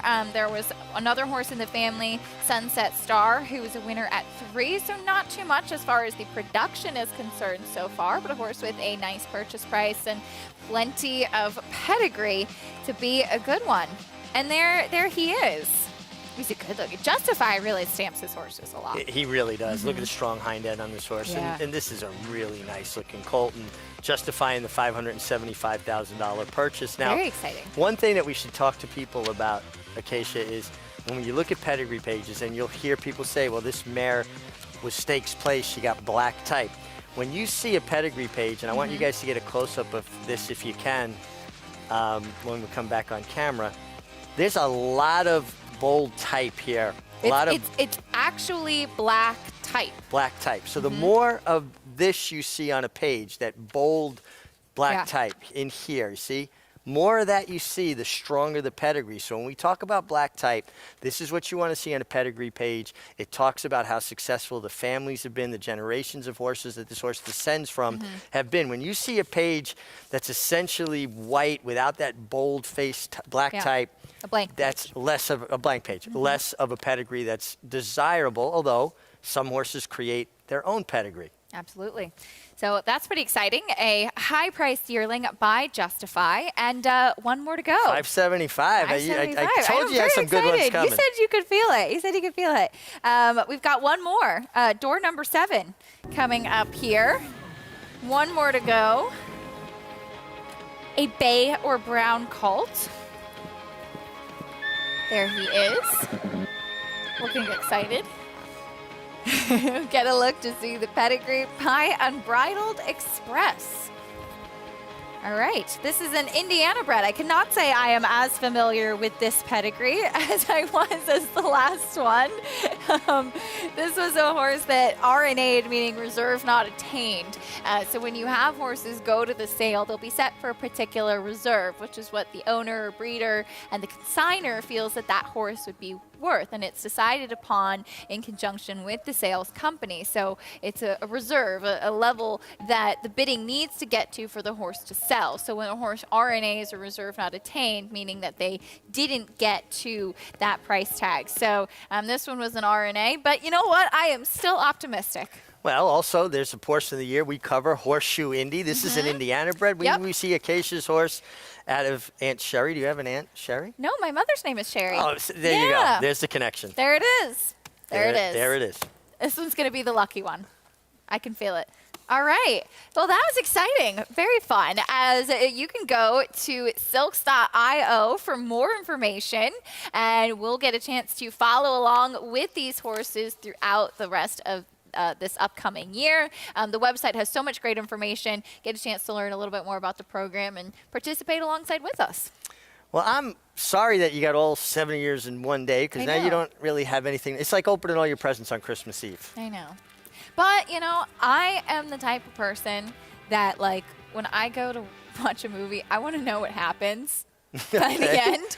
I'm the worst to watch movies with. I just rather would know what's going on, you know? Like when I was reading Harry Potter, I made my friend tell me who killed Dumbledore so that I was like mentally and emotionally before you could finish the book? Prepared before I finished the book. I'm the opposite. I want to get I don't like there. surprises, so I'm okay with this. Yeah. Well, we still could have a lot of surprises. There could You be don't a know which lot of one's going to be surprises still good to here. come. Exactly. There could be a lot of surprises still to come. A lot of fun getting ready for this game of slow. So you've only found out one of yours so far. I have one. I'm getting 6, so I got 5 more to come. Okay. And I got a Flame Away that sold for $3,500. Okay. And had some walk on her. All right. Well, that's good. It'll be fun to follow. That's exciting. All right. Race 10 coming up at Oaklawn Park for the Arkansas Breds. This allowance for the Phillies and Bears sprinting, going 6 furlongs and 5-2 favorite. The number 9 here, one way or another, as we mentioned earlier. Pretty wide open board. That went at 5-2. The 12 Solway at 3-1 right now. The public not really kind of zeroing in too much in this big field in Nightcap. I think it's a very confusing race, a lot of different ways to go. I'm really looking forward to hearing Paul's take on this because he seems to give me more clarity with these tough handicapping races at Oaklawn. I thought the 3 Derby Day Lassie was interesting because she has run some races when she's broken well. And I think Nick Juarez has been riding very well. For a rider trying a new circuit for the first time, sometimes it takes a while to kind of settle into the rhythm of a place, and he's looked comfortable from day one. Absolutely. We'll get a chance to meet the field for this Nightcap. Hopefully Paul will be able to give us a little bit of insight. He's been right spot on with that information throughout the day here today. Just one more race to go at Oaklawn Park in Hot Springs, Arkansas. And here's the field kicking things off with the number 1, War Music, cutting back in distance. Cutting back in distance, gets back to Oaklawn Park, where it ran okay earlier this year in the spring. 19-1 right now on the board. Here's the 2, Lightning Heart.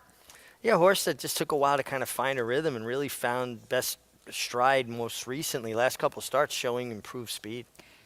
Derby Day Lassie off a bit of a layoff. I just thought this horse had flash speed, wound up being stakes place in an Arkansas bred stake. Another one off of a bit of a layoff. In fact, from the same race, here's Tap It Right. Yeah, a lot of races under this horse's belt, a lot of foundation. Here's the 5, Wicked Street, Turf to Dirt. Turf to Dirt, and the dirt sprints have been pretty good, though. Next will be the number 6, Mocha Kiss. Well, I like Mocha. 5-year-old mare by Flat Out. Here's a Run Fearless we haven't seen since September. Yeah, I put a line through that Remington Park race on the turf. Dirt races are much better. 5th at Churchill prior to that. Here is the number 8, 2020 Redo. Wouldn't we all like that? Yeah, I'm sure we would we? The horse ran well last time going a mile at Remington. That Remington form, we keep talking about it. Next will be your favorite, One Way or Another, 2-1. Yeah, this horse probably, is going to be a part of the pace and it's just shown better races in a lot of these. Chai Tea. I'm a fan of Chai Tea. I was just going to say the same thing. That's the one thing I can say. I like Chai Tea. And then we call my dog Lila Chai Tea. Oh, that's cute. Yep.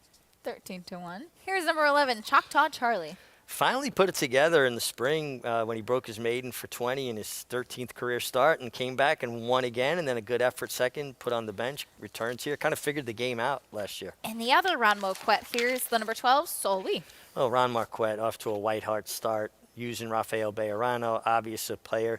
And listen, Ron Marquette basically lives on the grounds. Yeah.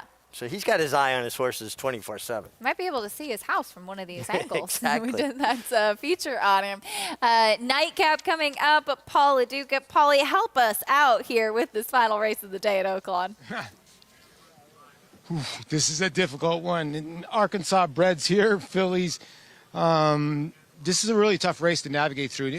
I think it goes through the 9 or the 12. You look at the 9 and him one way or another. Great song, by the way. Martin Garcia, this horse was in for 50 and then the 50 non-2 and almost got the job done last time at Churchill Downs. And that was an open company. Now, this is a horse that won first time out, then ran in the Rainbow Mist, the Arkansas bred stakes race. And, you know, that wasn't that bad of a race. Now, Derby City or Derby Day Lassie did run third. But this race at Churchill, I thought was a good effort in a decent time against Open Company and a claiming 50 on 2. So I think that makes her the horse to beat. Plus, she's a 3-year-old that could be improving. You see a lot of 5-year-old mares like with the 11. I do think the 12's got a shot. Mig was just talking about Ron Moquette lives literally in the backyard, and him and Bearano gotten off to a monster start in the meet. And I think this horse has got a big shot. They put blinkers on her 3 back, which resulted in the win. She's had gait issues, and I think that's the reason why they put blinkers on her. I just think that, you know, trying to get out of the gate has been a problem for her. I do think the 3 has got a decent shot in here for Alan Milligan, and Nicky Juarez is getting off to a great start, and a horse that can maybe control in here. So I was 3, 9, 12, some mixture of that. I know, JK, you got one of mine that you kind of like, don't you? Yeah, look, I mean, I think that the 9 and the 12 make the most sense in here, right? I mean, look, we can talk about the 9. People that watch this show understand and know that I'm a huge speed figure person. Speed figures, the higher the better, like a quarterback rating in football, and I just lean on those. It's a you could Google that and fall into a really deep hole. Buyer on Speed, a great book to read about it. But it's a way to kind of normalize different racetracks, different distances, and assign them a number based on the time, understanding that racetracks can change, being a little bit faster, a little bit slower. So to me, the most trusted thing in racing when trying to evaluate performances is speed figures. The 9, one way or another, and the 12. So I'm going to mess that up if I try to pronounce it. Have the best speed figures, and they project to win. They're drawn well. They have the 9 has some tactical speed, but I do want to mention one other horse in here that I do think is interesting, and that's the 2 Lightning Heart. Lightning Heart, if you look a couple races back, has a speed figure that's comparable with the 9 and the 12 that I mentioned, and then the numbers seem to kind of go backwards, slowing down in the last 2 starts. But the pace figures early in that race, how fast Lightning Heart ran early, went faster in those last 2 starts. So my idea is maybe, just maybe, Lightning Heart used too much energy early in those last 2 starts, and it affected this horse late. I'm hoping that Lightning Heart, going from 5 furlongs to 6 furlongs, doesn't have to work as hard to make the lead, and will have a little bit left as they turn for home. It's all about energy when you're trying to identify speed figures and class, and when you're looking at these races. It's all about the energy that these horses use. If you use a bunch of energy early, you're going to be a little bit tired when you turn for home. The good horses can just go fast all the way around there. I just think the 2 Lightning Heart is interesting from a speed figure, pace figure standpoint to take a little bit of an improvement at 9 to 1. Yes, the 9 and the 12, the most likely winners. But I think the 2 is extremely interesting at 9 to 1.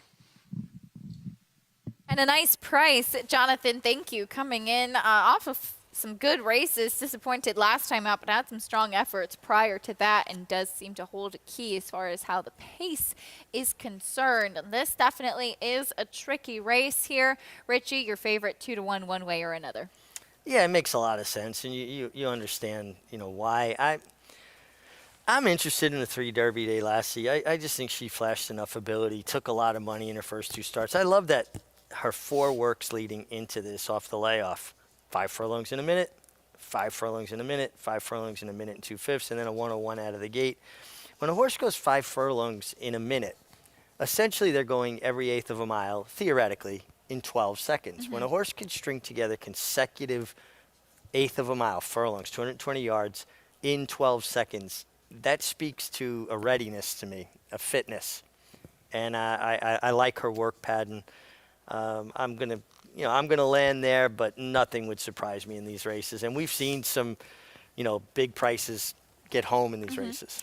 And it is interesting looking at workout patterns, and I think sometimes that is an even better cue than the time, because as we often say, unless you've had the opportunity to be there in person or it's on XBTV or you check out the Clocker Report, or if you're looking at the works on the bottom of your past performances, you don't know how that work was done. Sure. Is the horse trying to run off? Was it asked all out? Was the horse in company and bested or better than the foe? Whatever that might be. be. There's a lot going on behind the scenes. To me, I'm more interested in consistency in a work pattern. A horse is working with consistent intervals between works. You know, it speaks to me of overall general health of a horse. You don't know if a horse has worked 5 furlongs in a minute with a 105-pound apprentice jockey on his back or a 145-pound exercise rider on their back. You know, it could be a 50-pound swing in weights in the morning. And when we talk about racing, we're always talking about, well, this horse is getting now a big break in weights. Yeah. That's a huge disparity in weights. So, and again, intention was the horse being asked to do something faster, being held up to go slower. You know, there's always reasons why a trainer wants a horse to work a particular way. You get a horse that's a little rank, shows too much speed, you're always kind of trying to slow them down. You get one that's a little lazy, a little impatient, you're asking them a little more. There's so many little intricacies to judging what a workout means. Yes, indeed. Obviously, fitness, stamina, a big part of it, but also training to the horse's running style as well. If you want that horse to settle a little bit more, if you want to inject a little bit more speed, if you want the horse to go faster out of the gate. If a horse is naughty in the gate, you'll see a lot of gate workouts coming in. And also, too, horses that are speed horses, horses that are going to show early speed, tend to work faster and flashier because they have that speed, where a horse is a little more one pace, more of a closing type, may not wow you in the morning, but suddenly starts surprising you in the afternoon with a closing style. Patterns can offer a lot of tricks when trying to navigate how those works may play. We'll see how it plays out in the nightcap at Oaklawn Park. One more to go. Here's Vic Stauffer standing by. Wicked Street is in. Here comes Mocha Kiss. And the last horse to load is Sulwy.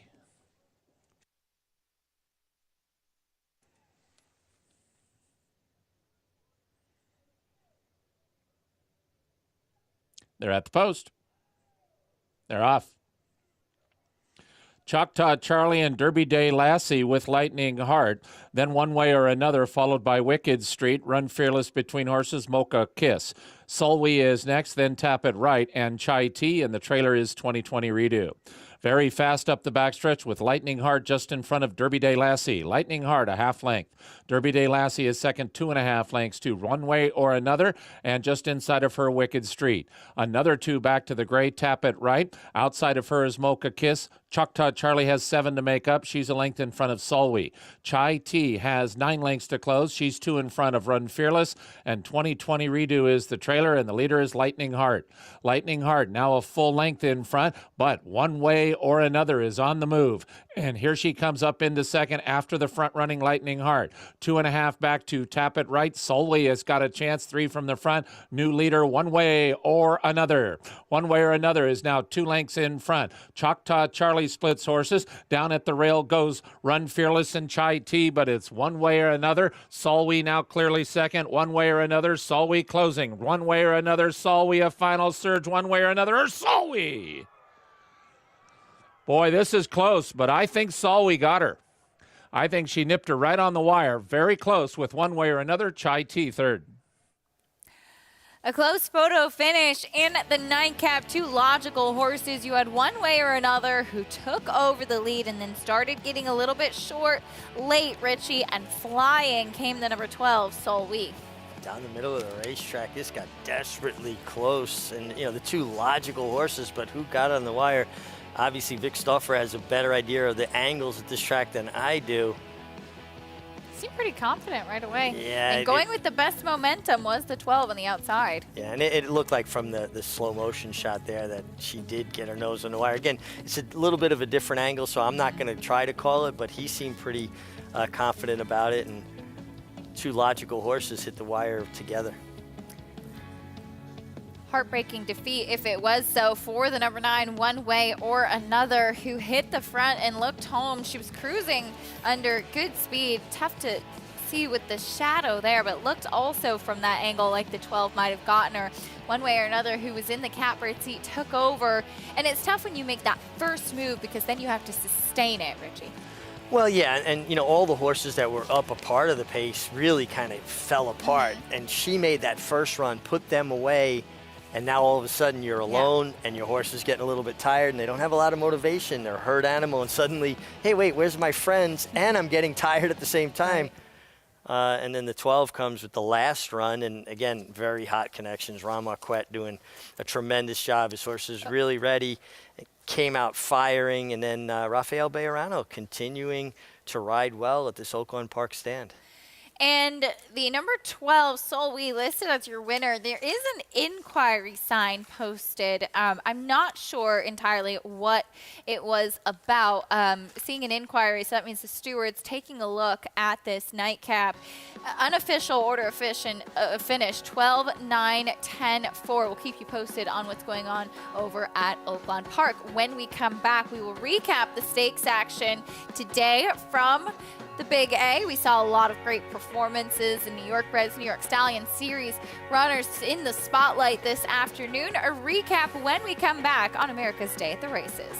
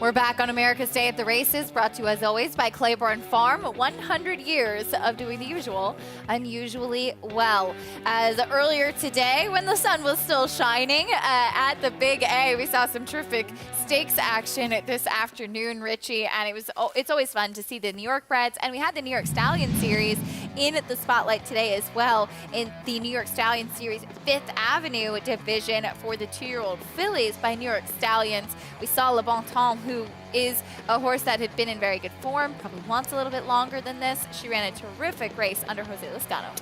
Yeah, I mean, she really did. I mean, you can see she covering kickback, wended her way through the field, got a nice ride from Jose Lezcano, who continues to ride in top form.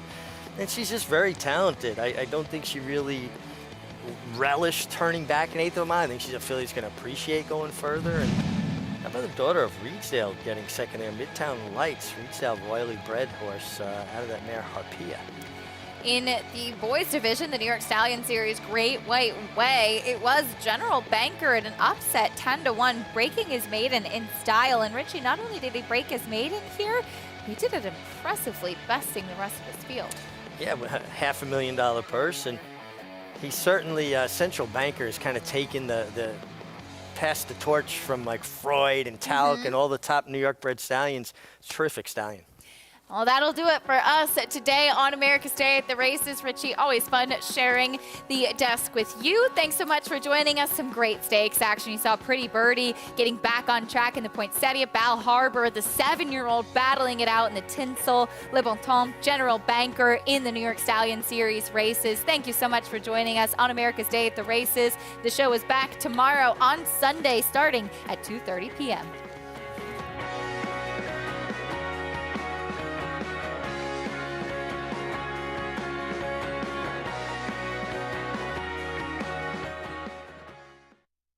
War Dancer. The momentum continues with recent stakes winners on turf and dirt. Dancing Buck going wire to wire in the Grade 3 Belmont Turf. Dancing Buck has opened up on the field. It is Dancing Buck by a half-dozen lengths. And 2-year-old filly War Saichi with a wire-to-wire win in the Ladyfinger Stakes. War Saichi asserted her authority immediately out of the starting gate, and she has not relinquished the lead. War Dancer, the #1 third-crop turf sire in North America. Proud to stand in New York.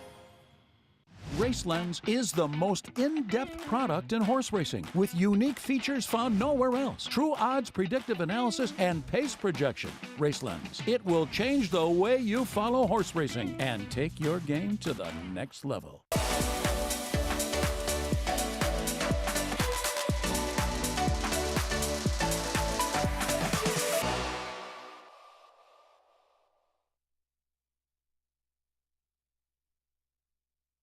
The Run Happies are running, the Run Happies are selling, the Run Happies are winning. Eclipse champion Run Happy is showing a new dimension with winners on turf, dirt, and all weather.